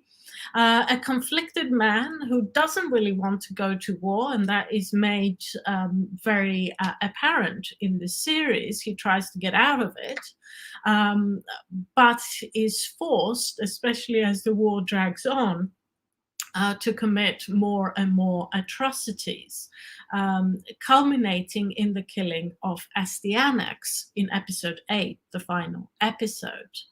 Could we have the next slide, please? But my chapter focuses on two, if you like, minor players in the Troy Fall of a City. Less minor, of course, in the Iliad is Ajax. Ajax the Greater, who is the bulwark of the Achaeans, as he is described in the Iliad. But in the series, like in many receptions of the Trojan War on screen, he has a minor, if very, I would argue, interesting role to play. The other character that I was fascinated by was Thersites. Thersites, of course, is the only common soldier we encounter in the Iliad, the only one who has a name and a very brief kind of part to play in book 2, when he speaks up against, of course, Agamemnon, and ends up getting clobbered by Odysseus for daring to speak up amongst his betters, as of course they see it in the Iliad. In Troy Fall of a City, Thersites actually has a larger role to play, so larger than what we see in the Iliad. We first encounter him steering a pot and kind of listening in, eavesdropping to conversations. So he has, like Ajax, a rather sinister role to play, and we see him we see both with Agamemnon and Menelaus, they're at the top of the social pyramid. Thersites is at the bottom. And if we put the two together, you get if you like, the result being that Greeks equals villains. The only possible exception, the only character we have some sympathy for is Odysseus, and maybe also some for Achilles for being caught in this trap where, of course, his honor kind of puts him in a position where he does terrible things. Could we please have the next slide? So my interest in Ajax comes from Greek tragedy. So I approached my chapter with a tragic lens. Of course, Ajax is also an important Athenian cult hero who in Sophocles' play Ajax commits suicide, possibly on stage. This is, of course, a matter of great debate, possibly not. But what is at stake is honor. Could we please move to the next slide? So Ajax is, as is been described, one of the most Iliadic heroes in Sophocles' oeuvre. As he sees it, from his perspective, he commits suicide for his honor in an attempt to restore the honor he has lost, because, first of all, the armor of Achilles was given to Odysseus and not him.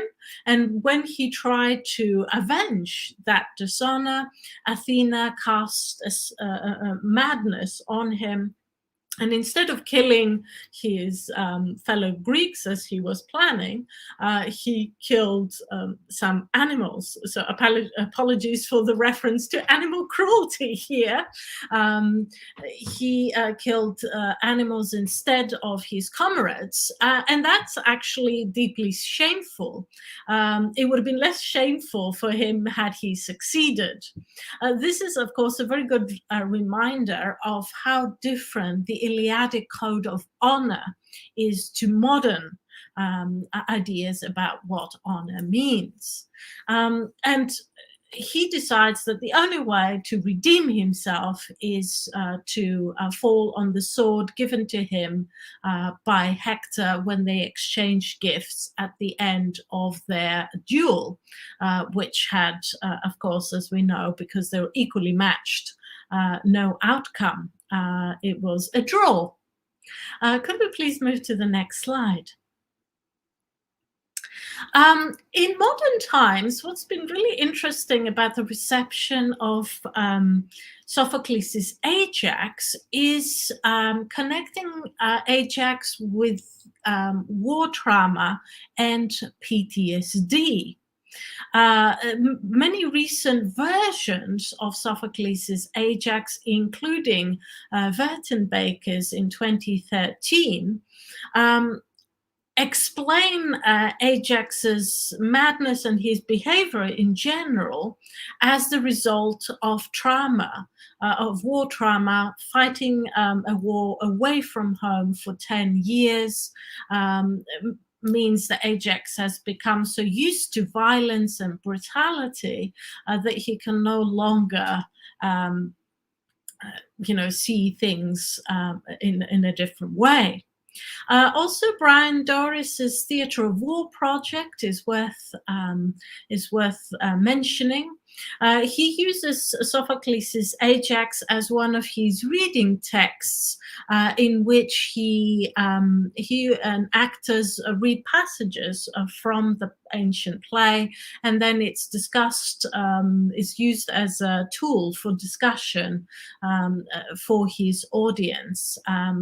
Including veterans of the wars in Afghanistan and Iraq, their families, and also the general public. So we see, and I find this a particularly interesting, fascinating development, we see how we can take Greek tragedy and we can also take the Iliad and use it again to discuss more recent conflicts and the impact of these conflicts on both soldiers and non-combatants. Could we please have the next slide?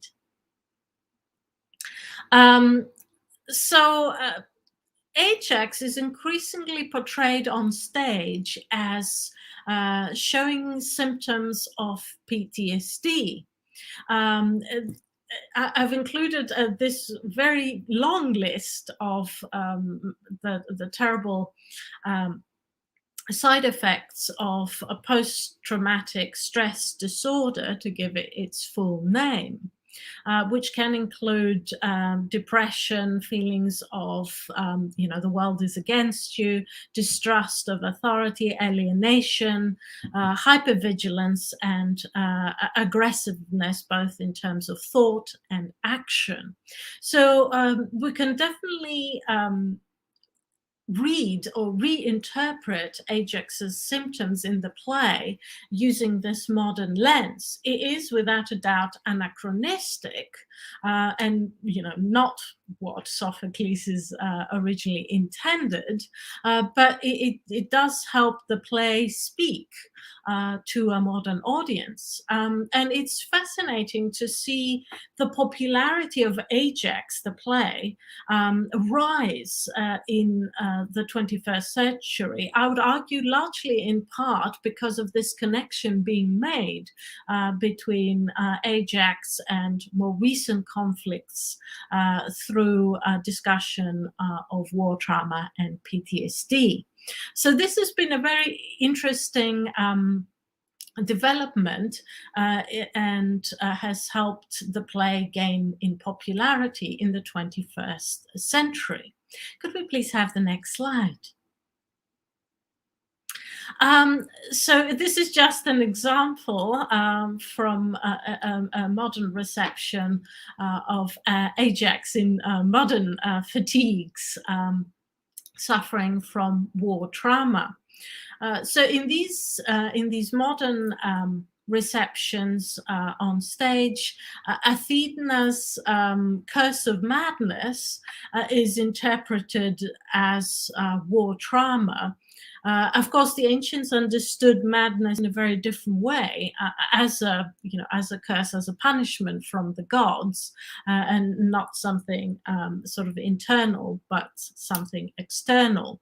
But that doesn't mean that this interpretation, this modern interpretation, is wrong.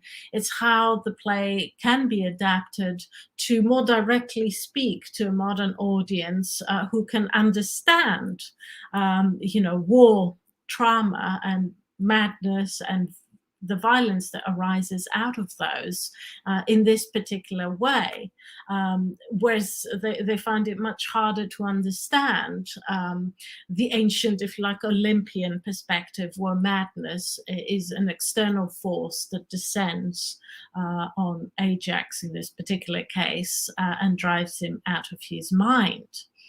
Next slide, please.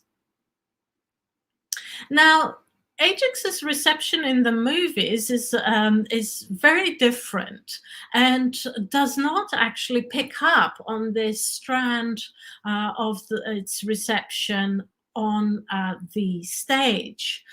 So we don't see or we don't see as strongly Ajax suffering from war trauma in Troy Fall of a City series. We can argue that he becomes more brutal as the war goes on as a result of all the violence that he is involved in. But he starts out as a pretty brutal character to begin with. But in order to understand why Ajax and why the Greeks in general are cast as the villains of the piece on screen, we need to very briefly cast our eyes over, the reception of the Greeks in film, starting from the very beginning of film itself as a medium, of cinema as a medium. Could we please have the next slide? So going all the way back to 1911, there is another, The Fall of Troy. This was a short silent film directed by Luigi Romano and Bognetto and Giovanni Pastrone. So this Italian film is a silent film that shows us, it's basically almost divided into two halves. The first half is the romance of Helen and Paris, all lovely. They meet, they fall in love, they go to Troy. And the second half is the fall of Troy, where the audiences of 1911 could, for the first time, see Troy fall, in what, of course, the special effects of the day allowed, quite spectacular terms. We see the city being destroyed. And we also see, and I think this is very interesting, Helen and Paris, almost in a mirroring scene juxtaposed with their earlier happiness, we see them lamenting over the destruction of Troy, as we see in this very atmospheric still.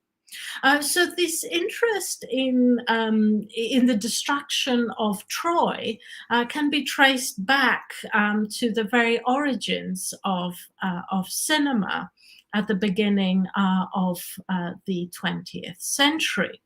This is, of course, also a time when European cinema was at the forefront of developments before World War I, unfortunately, stopped that, or at least put them back and allowed Hollywood to rise instead. Could we please have the next slide? The next is my next case study is The Private Life of Helen of Troy from 1927, Alexander Korda's film, which unfortunately does not survive in its entirety. Like a lot of ancient material, it survives in pieces and fragments. So we have some of the film and some stills, but not the entire film. But from what survives, we can see that once again it is about Helen of Troy choosing to go to Troy. But very interestingly, Korda put in a sort of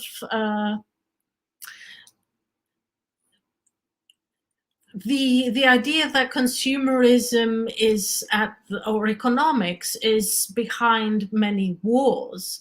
So Greek women are obsessed with Trojan wares. So they prefer to buy Trojan dresses instead of Greek dresses. So Helen is partly induced to go with Paris because she dreams of Trojan wealth. So when the Greeks go to Troy to fight, it's less about Helen and more about going to war to win economic advantage. So Troy's position as a big trading city, as an economic power, is really at the heart of why the Greeks go to war. And Ajax in this particular movie pressurizes a rather reluctant Menelaus to go to war against Troy. This version of Menelaus would much rather stay in Greece and let Helen go, but his fellow Greeks are very excited by the opportunity to actually fight Troy and grab its wealth.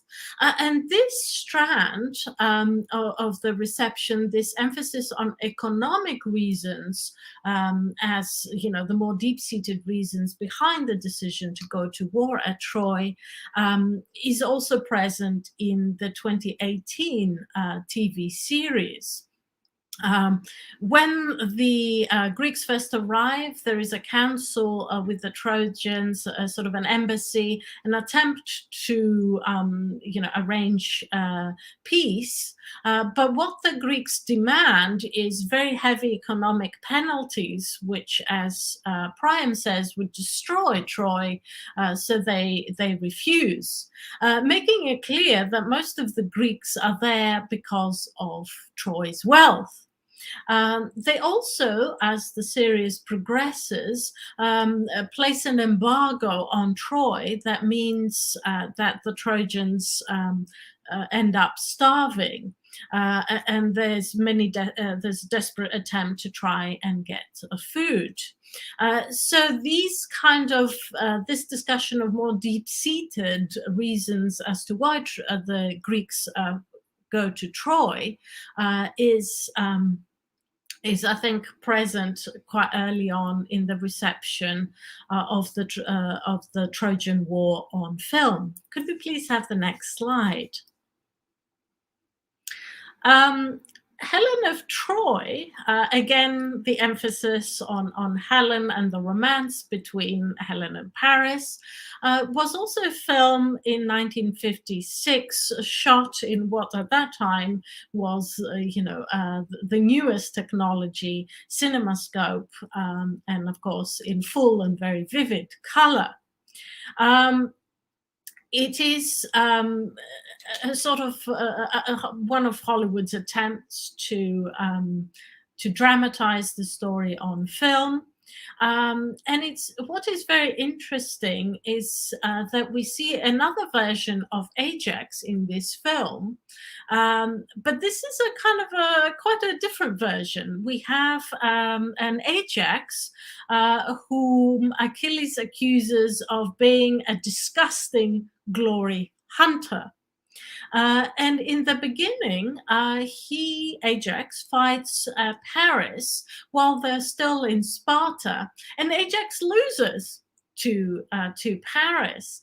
So this reveals that all his boasts of being a great warrior are hollow. he's actually not much of a warrior and a little bit of a coward.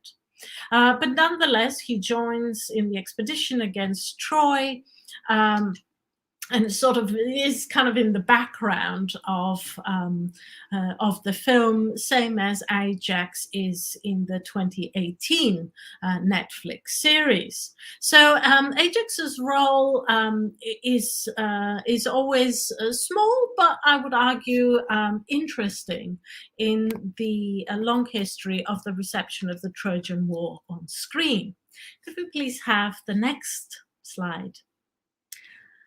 Moving into the Hollywood blockbuster in the 21st century, Troy, Ajax does play a role as an important warrior in this film. Jealous that Achilles is the first to land on the soils or on the beach of Troy, he rose furiously to join him. And throughout this film, he's presented as somebody who is keen to gain glory in battle, as a physically kind of superhuman almost strength. And carrying his famous shield, as we see him here when he's just jumped down from his ship, and of course the hammer. Could we please have the next slide?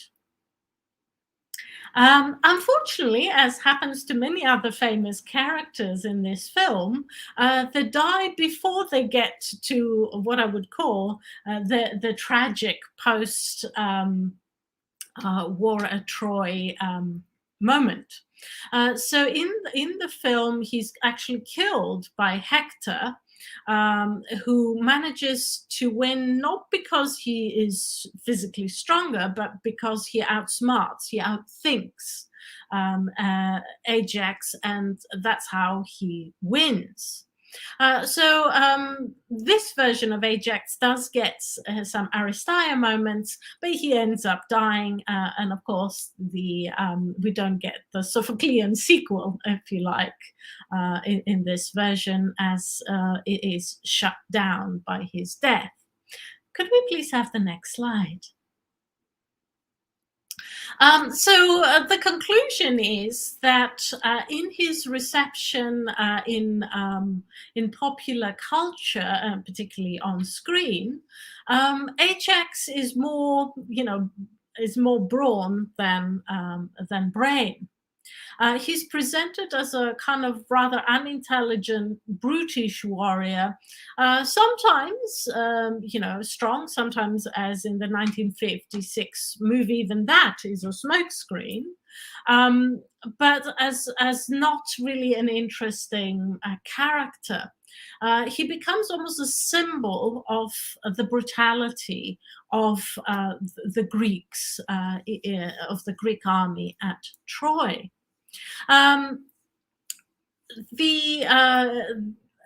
His strength is picked up by, of course, the football team, which is based, of course, in Amsterdam, and also in cleaning products. So the Ajax line of cleaning products.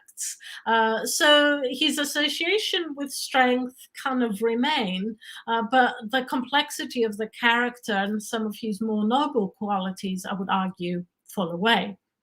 Could we please have the next slide?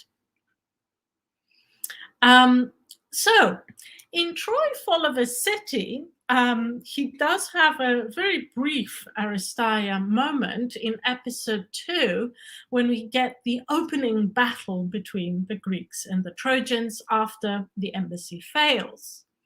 I would argue this is actually a very interesting moment, that even though the series did not have the budget of Troy, the Hollywood blockbuster, it does present us with a moment of Aristeia, very brief as it is, a moment where you could argue there is at least an element of the glory of war.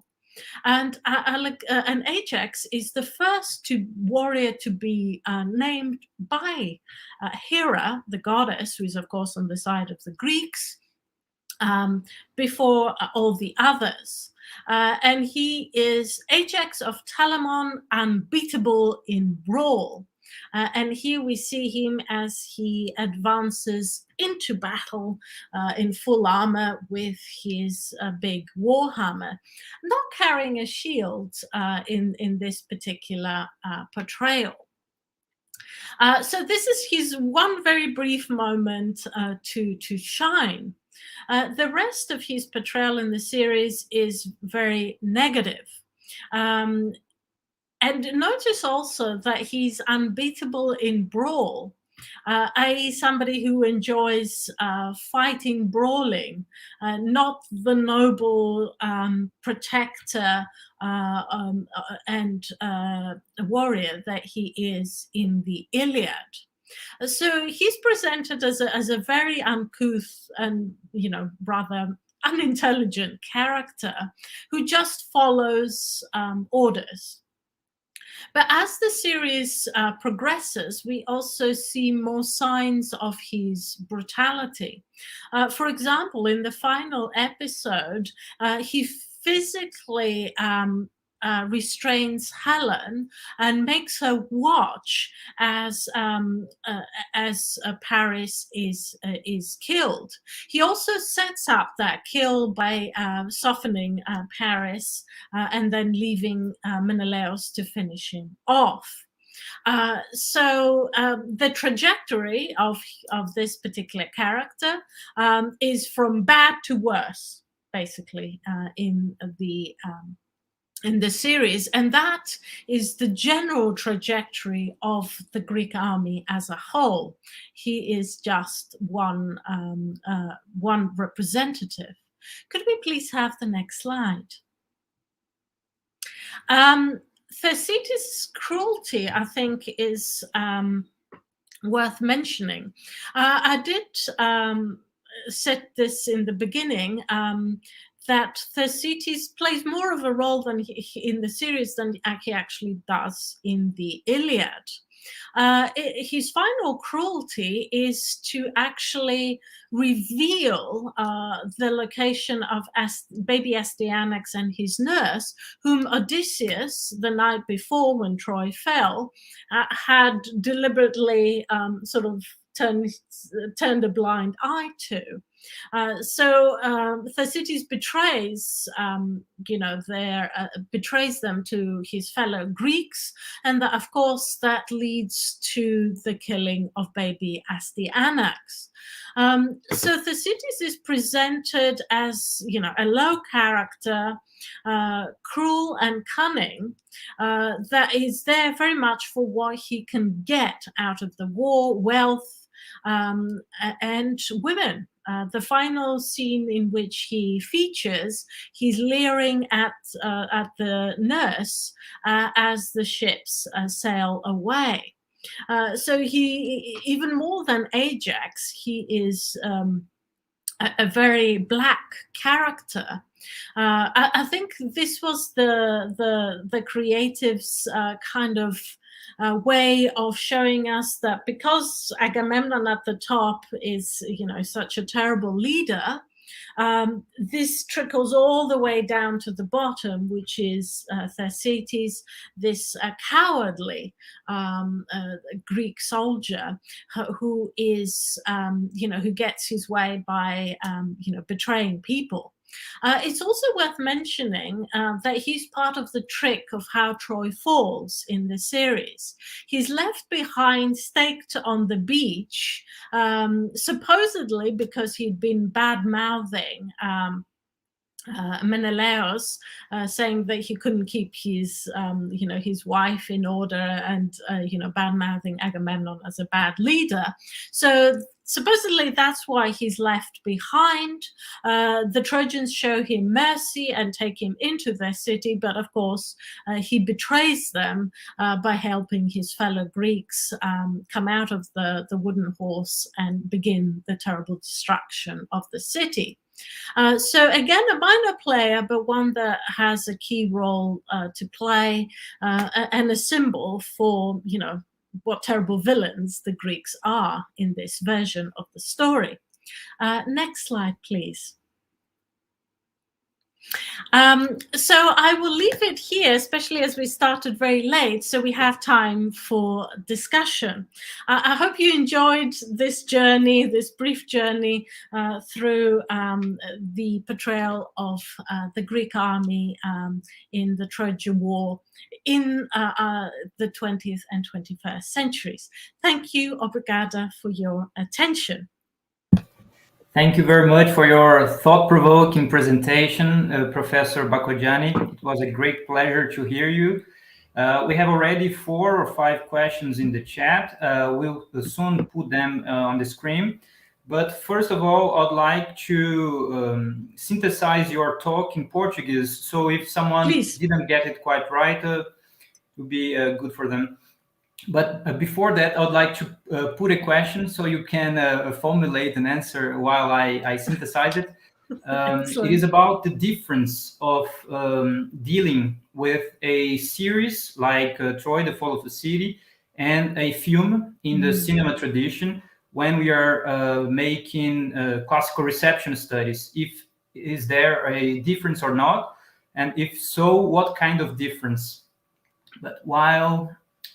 let me synthesize it. Yes, I'll think, you talk. Yes.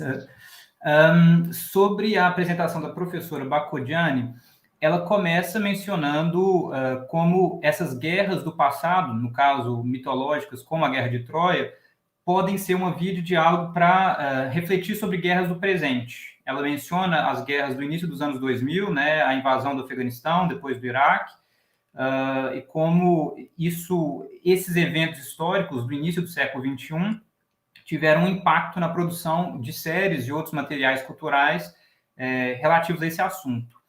No caso da série Troia, A Queda de uma Cidade, a professora Bakogianni sugere que há uma mudança na perspectiva tradicional da narrativa, ainda que isso seguindo uma tendência recente de pensar a alteridade, na medida em que essa série adota a visão troiana do conflito. Então, a gente acompanha a guerra como uma invasão da região troiana, da perspectiva dos próprios troianos, de modo que, frequentemente, os gregos são, inclusive, representados como maus, né? Então, como invasores, como bandidos, e isso muda, pelo menos, parte da recepção que foi dada à Guerra de Troia dentro da tradição ocidental desde a Ilíada, mas, obviamente, muito mais na recepção posterior dessa obra. Na sequência, ela deixa muito claro, né, a professora Bakogianni, que ela não tem uma atitude condenadora das mudanças trazidas pelas obras contemporâneas com relação às antigas, ou seja, ela não é uma estudiosa do tipo que vai ficar apontando, aqui eles não foram fiéis, aqui eles modificaram demais, porque ela acha que é mais interessante a gente se dar conta dos deslocamentos do que necessariamente do que foi mantido em termos de fidelidade ou não. Na avaliação que ela propõe, a recepção teve a série teve uma recepção ruim em termos de público, talvez em parte por conta dessa mudança de perspectiva, mas principalmente por uma série de escolhas que levaram a uma reação imprevista por parte dos produtores da série em termos de racismo, de sexismo, misoginia, enfim, e outras formas de preconceito, na medida em que foram escolhidos atores negros para o papel de Aquiles, Pátroclo e Zeus, foram tratadas temáticas tabu e outros elementos que não necessariamente corroboraram aí uma recepção muito popular. Ela menciona uma série de representações dignas de interesse, como a de Odisseu, que é representado como um personagem complexo e profundo, mas da metade da sua apresentação até o fim, ela se volta para as representações de Ájax, e como vocês devem ter visto, ela propõe ali uma espécie de catálogo de filmes e séries com a representação da Guerra de Troia desde o início do século XX até o século XXI, refletindo sobre as principais tendências de cada uma dessas obras, principalmente com ênfase no que foi a representação de Ájax. E ela comenta de forma muito instigante que essa é uma personagem que nos dá a pensar sobre o que são transtornos pós-traumáticos. Isso a gente pode encontrar desde a peça de Sófocles, né, Ájax, mas que foi mais ou menos explorado, essa é uma hipótese que ela propõe, de algumas formas, às vezes inconscientemente, às vezes de forma mais consciente, embora o personagem de Ajax tenha sofrido uma espécie de redução nas últimas produções, na medida em que ele passou a encarnar cada vez mais uma espécie de força bruta, meio simples, e isso se dá a ver nessas produções mais recentes e até em certas apropriações, como pelo clube de futebol Ajax, que é um clube holandês, salvo engano, certos produtos de limpeza que usam aí a ideia de força do Ajax para combater a sujeira. Então, eu acho que é isso. A gente já tem uma série de perguntas e eu mesmo coloquei. I put already a question, and if you want to answer, Professor Bakujiani. Yes, Rafael, thank you for summarizing my talk. It sounds wonderful in Portuguese. Thank you so much for that. I really appreciate it. And also I very much appreciate all the wonderful questions. I had a quick look in the chat, but let's start with Rafael's question first. Yes, I would argue that there is a big difference between a film, which, even at its longest, could be 2.5 hours, things are getting a bit longer these days, but still, it's, it can't be more than 3 hours. Whereas a series gives its creators more space to develop a story in a more, episodic format. When the series was originally broadcast, on a Sunday on the BBC, so it was very much that episodic format. Of course, once it was on Netflix, you can also binge watch it. That's up to the individual viewer how they consume the story. But there is more space in the series format, and this allows more elements, I think, of the story to come to the fore. There is, of course, also a budget consideration. Troy, Peterson's film, had a much bigger budget, obviously, than Netflix, the Netflix series. So that actually explains partly why there is less fighting, as one of the questions in the chat very correctly pointed out. Big battle scenes are very expensive to film, but I really liked, if you like, the very creative kind of alternative that the series offers. For example, in episode 2, where we see them kind of go into battle, and it's all very exciting, and then we cut to the aftermath, which is a lot less exciting. We hear people dying, and we see Achilles kill a Trojan soldier. So you get the sort of almost the start and the end without the middle, partly for budgetary reasons. But I think it's still, we get the point, and it's creatively, I think, a very good decision. So yes, in this series, there's more emphasis on, intelligence gathering, which I think is often a forgotten kind of aspect of warfare, because, if you talk to commanders and generals, intelligence has always been very important. We hear, for example, from our ancient sources that one of the reasons for Alexander's success was, that he was good at intelligence gatherings, as well as, of course, battle tactics, etc. So one way to, I think, open up new aspects of the story without, burning all your budget in one big battle scene is to do what Troy, Fall of a City has done, and focus on slightly different aspects of warfare. I think the point is still, gets across very, very clearly the impact and the suffering of the war, and the terrible outcome, of course, for Troy, 10 years of, intense fighting before the city unfortunately falls. I would argue that the series gives the creators more space to include previously, hidden or less well examined aspects of the story. So I see it as, as a plus. But of course, it depends. It's up to you and up to all of us, the audience, to make up our own minds about that. Hope that answered your question, Rafael. Yes, totally. Thank you, Bakojani. Now, I'd like to call the questions. We could put them on screen so everyone can read it. And maybe the first one, we are, Romana asks, awesome question raised by Professor Anastasia. Why these choices? Iphigenia on this motion picture dies by her father's hands and is depicted so fast in such a horrific scene. The blood flowing. They actually show her throat being cut.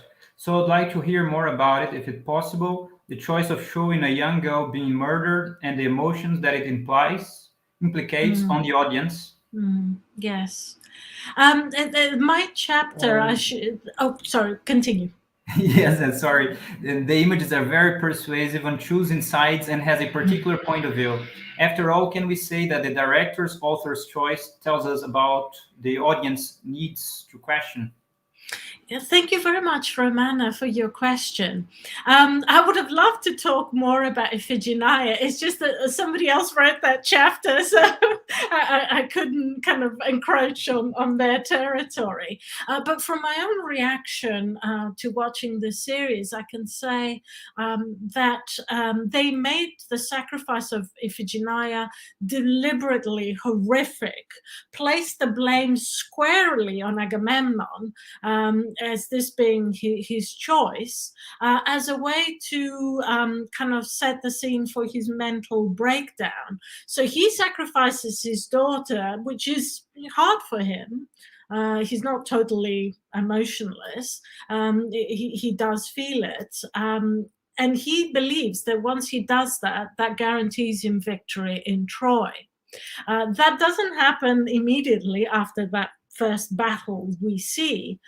So the longer that this plays on his mind, the more brutal he becomes. So his decision to sacrifice his daughter ultimately kind of leads him to become this, this terrible, conqueror who has absolutely no pity. And I think it's because he killed his own daughter, so why should he care about anything else after that? So I think this is how the creatives kind of explained why he becomes this terrible kind of man who is determined to win regardless. He has no humanity left by the end. So that I think is his arc, and that's why I think the scene with Iphigenia plays such a key role early on in the beginning, because it helps to explain, why he becomes so merciless during the Trojan War. So we are definitely, like with any, I think, reception, we're definitely steered in towards a particular interpretation of the source, and this is very much a pro-Trojan interpretation, with the Greeks cast in the role of villains. We do get, as with Agamemnon, also with Odysseus, we do get, explanations as to how some characters have arrived at this, why they commit these terrible war crimes. But, in the case of Ajax, he, as I said, he doesn't even get that. He goes from worse to, even worse. So we don't get much of a kind of a development of character. The basic elements are there from the beginning, and he just gets the chance to show off his worst qualities as the series progresses. Same for Thersites, I would argue.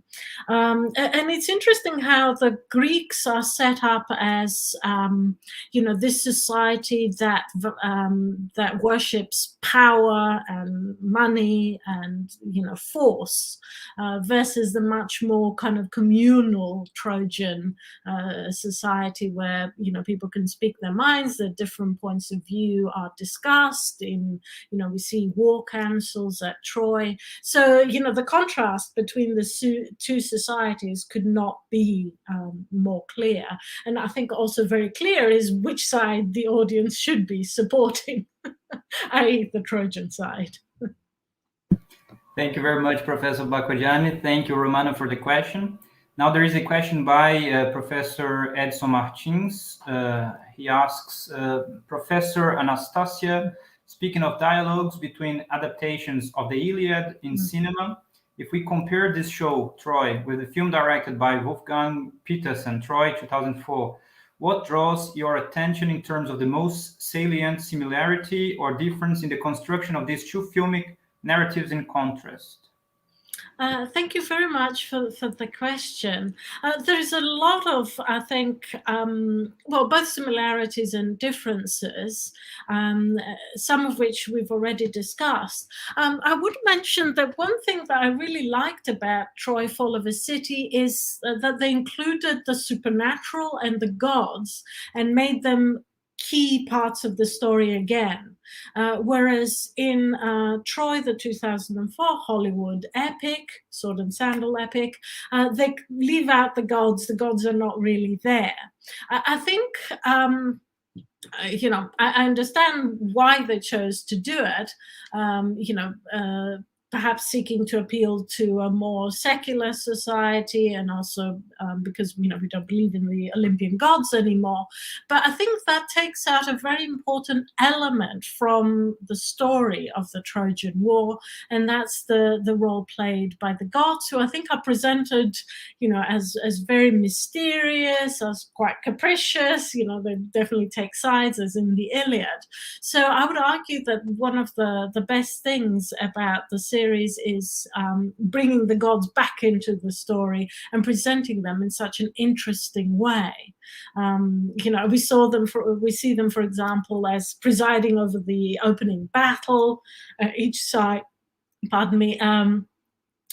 supporting its favorites. So we see Hera on the one side, we see Aphrodite on the other, supporting their favorites.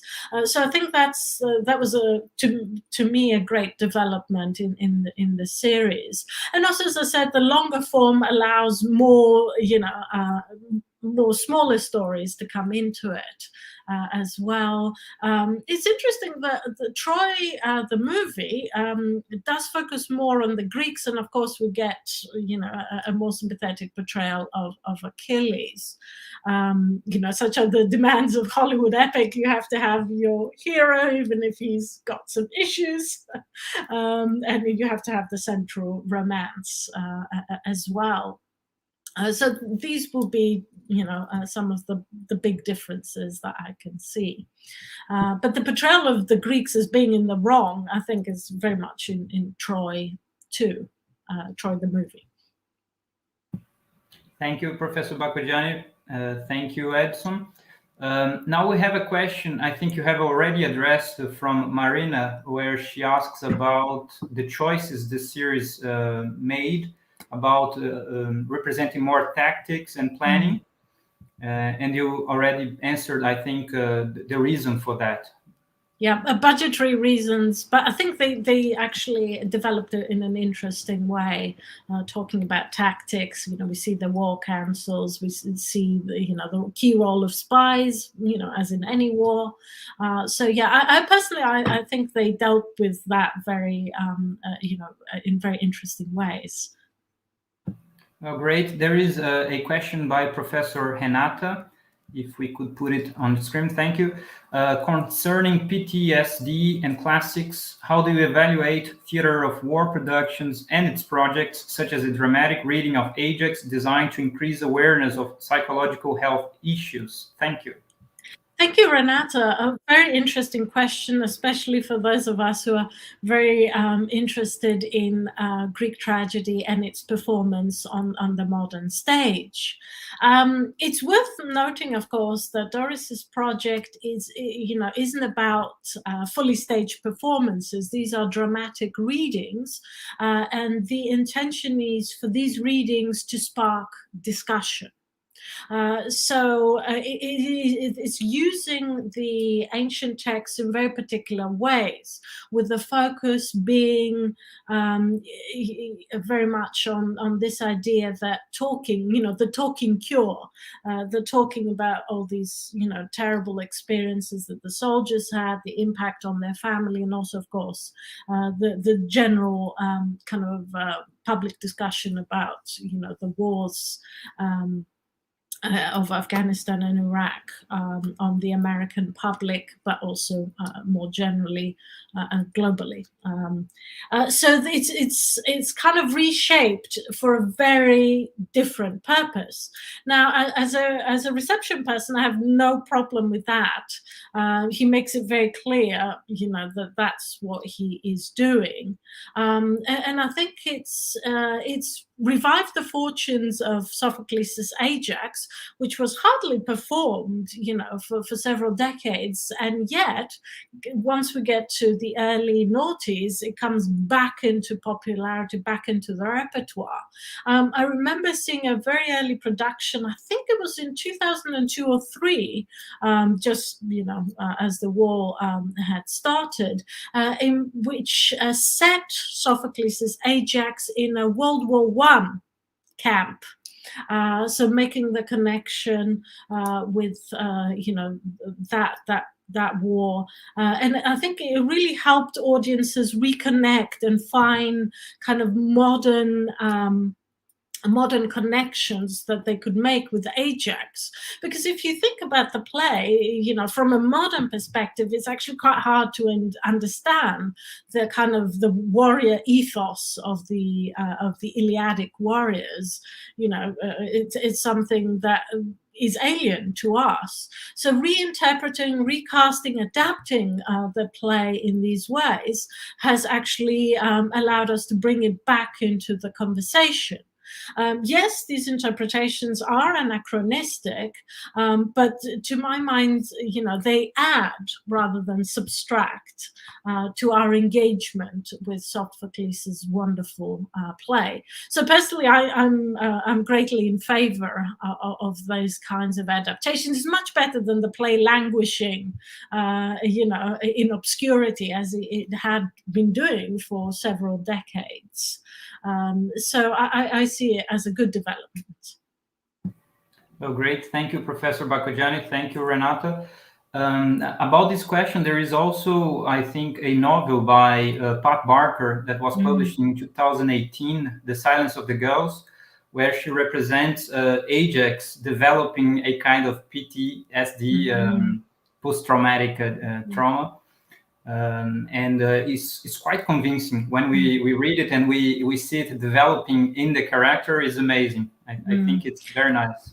Agreed. It should be noted that we've obviously been talking about films and screen receptions, but there's been an explosion of interest in the Trojan War in novels, in modern novels.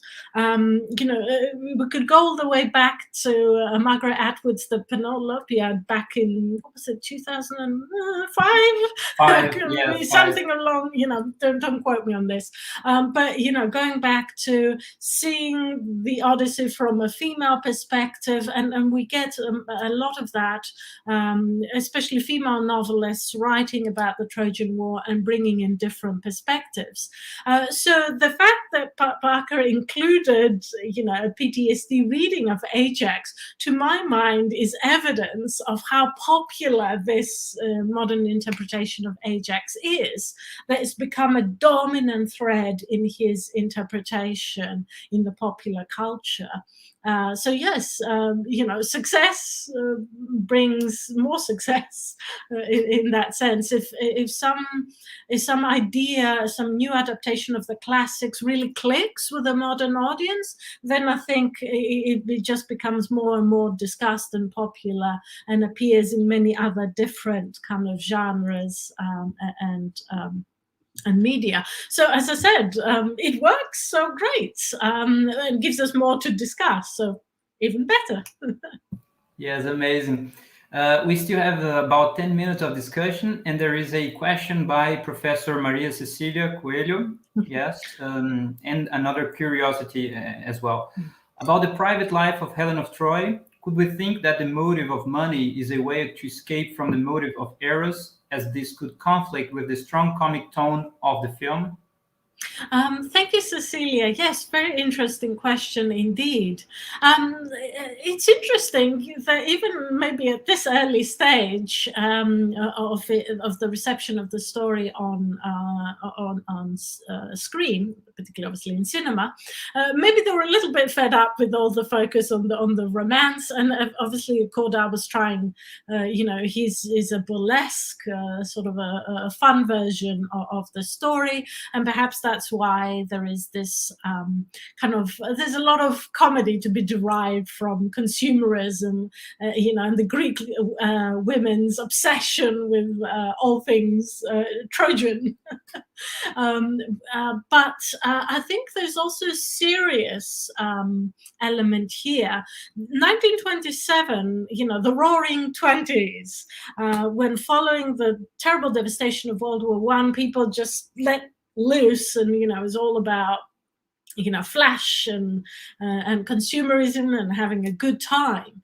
So we could also argue that Corda is perhaps attempting a kind of investigation of consumerism and its impact on American society, and also European society. So perhaps you could see that he is showing us that some of the motives for going to war in 1914 were, also less about glory and honor and more about, wealth and resources and, and pride. So you could see it as a critique, as I think, of, that particular moment in time. I think every reception has to speak to the audience of its time.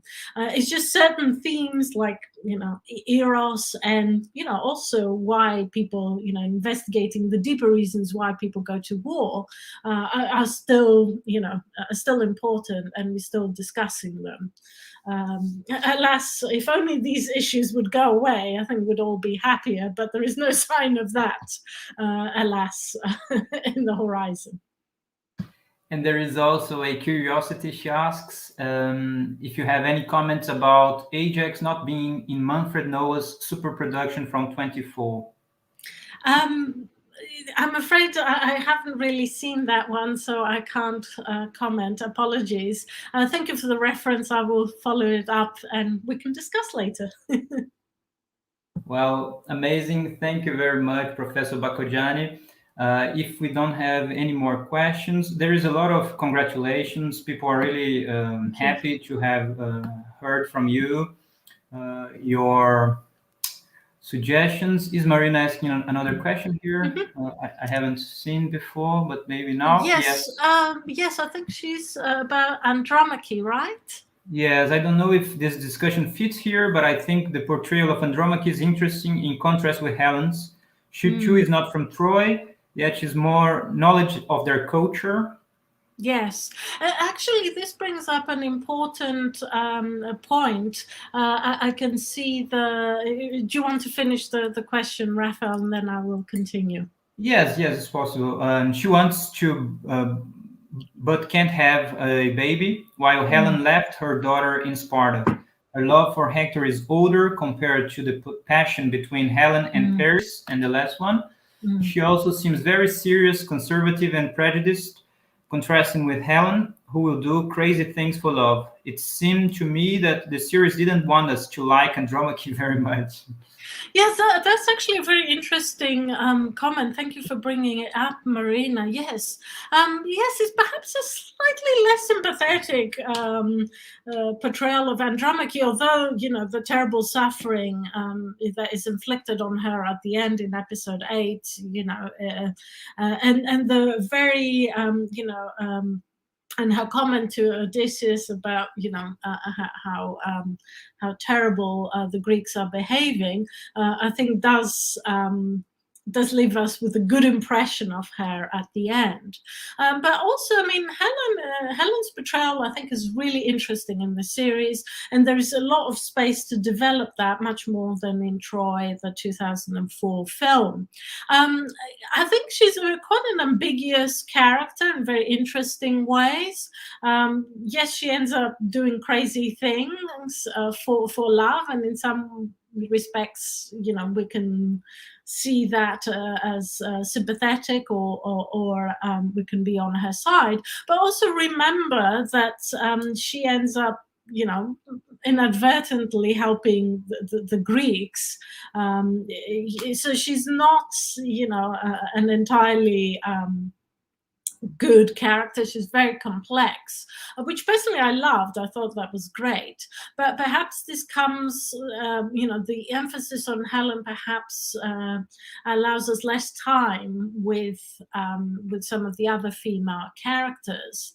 And also, I mean, ultimately, Andromache and Cassandra are right. You know, she does bring this terrible disaster on Troy.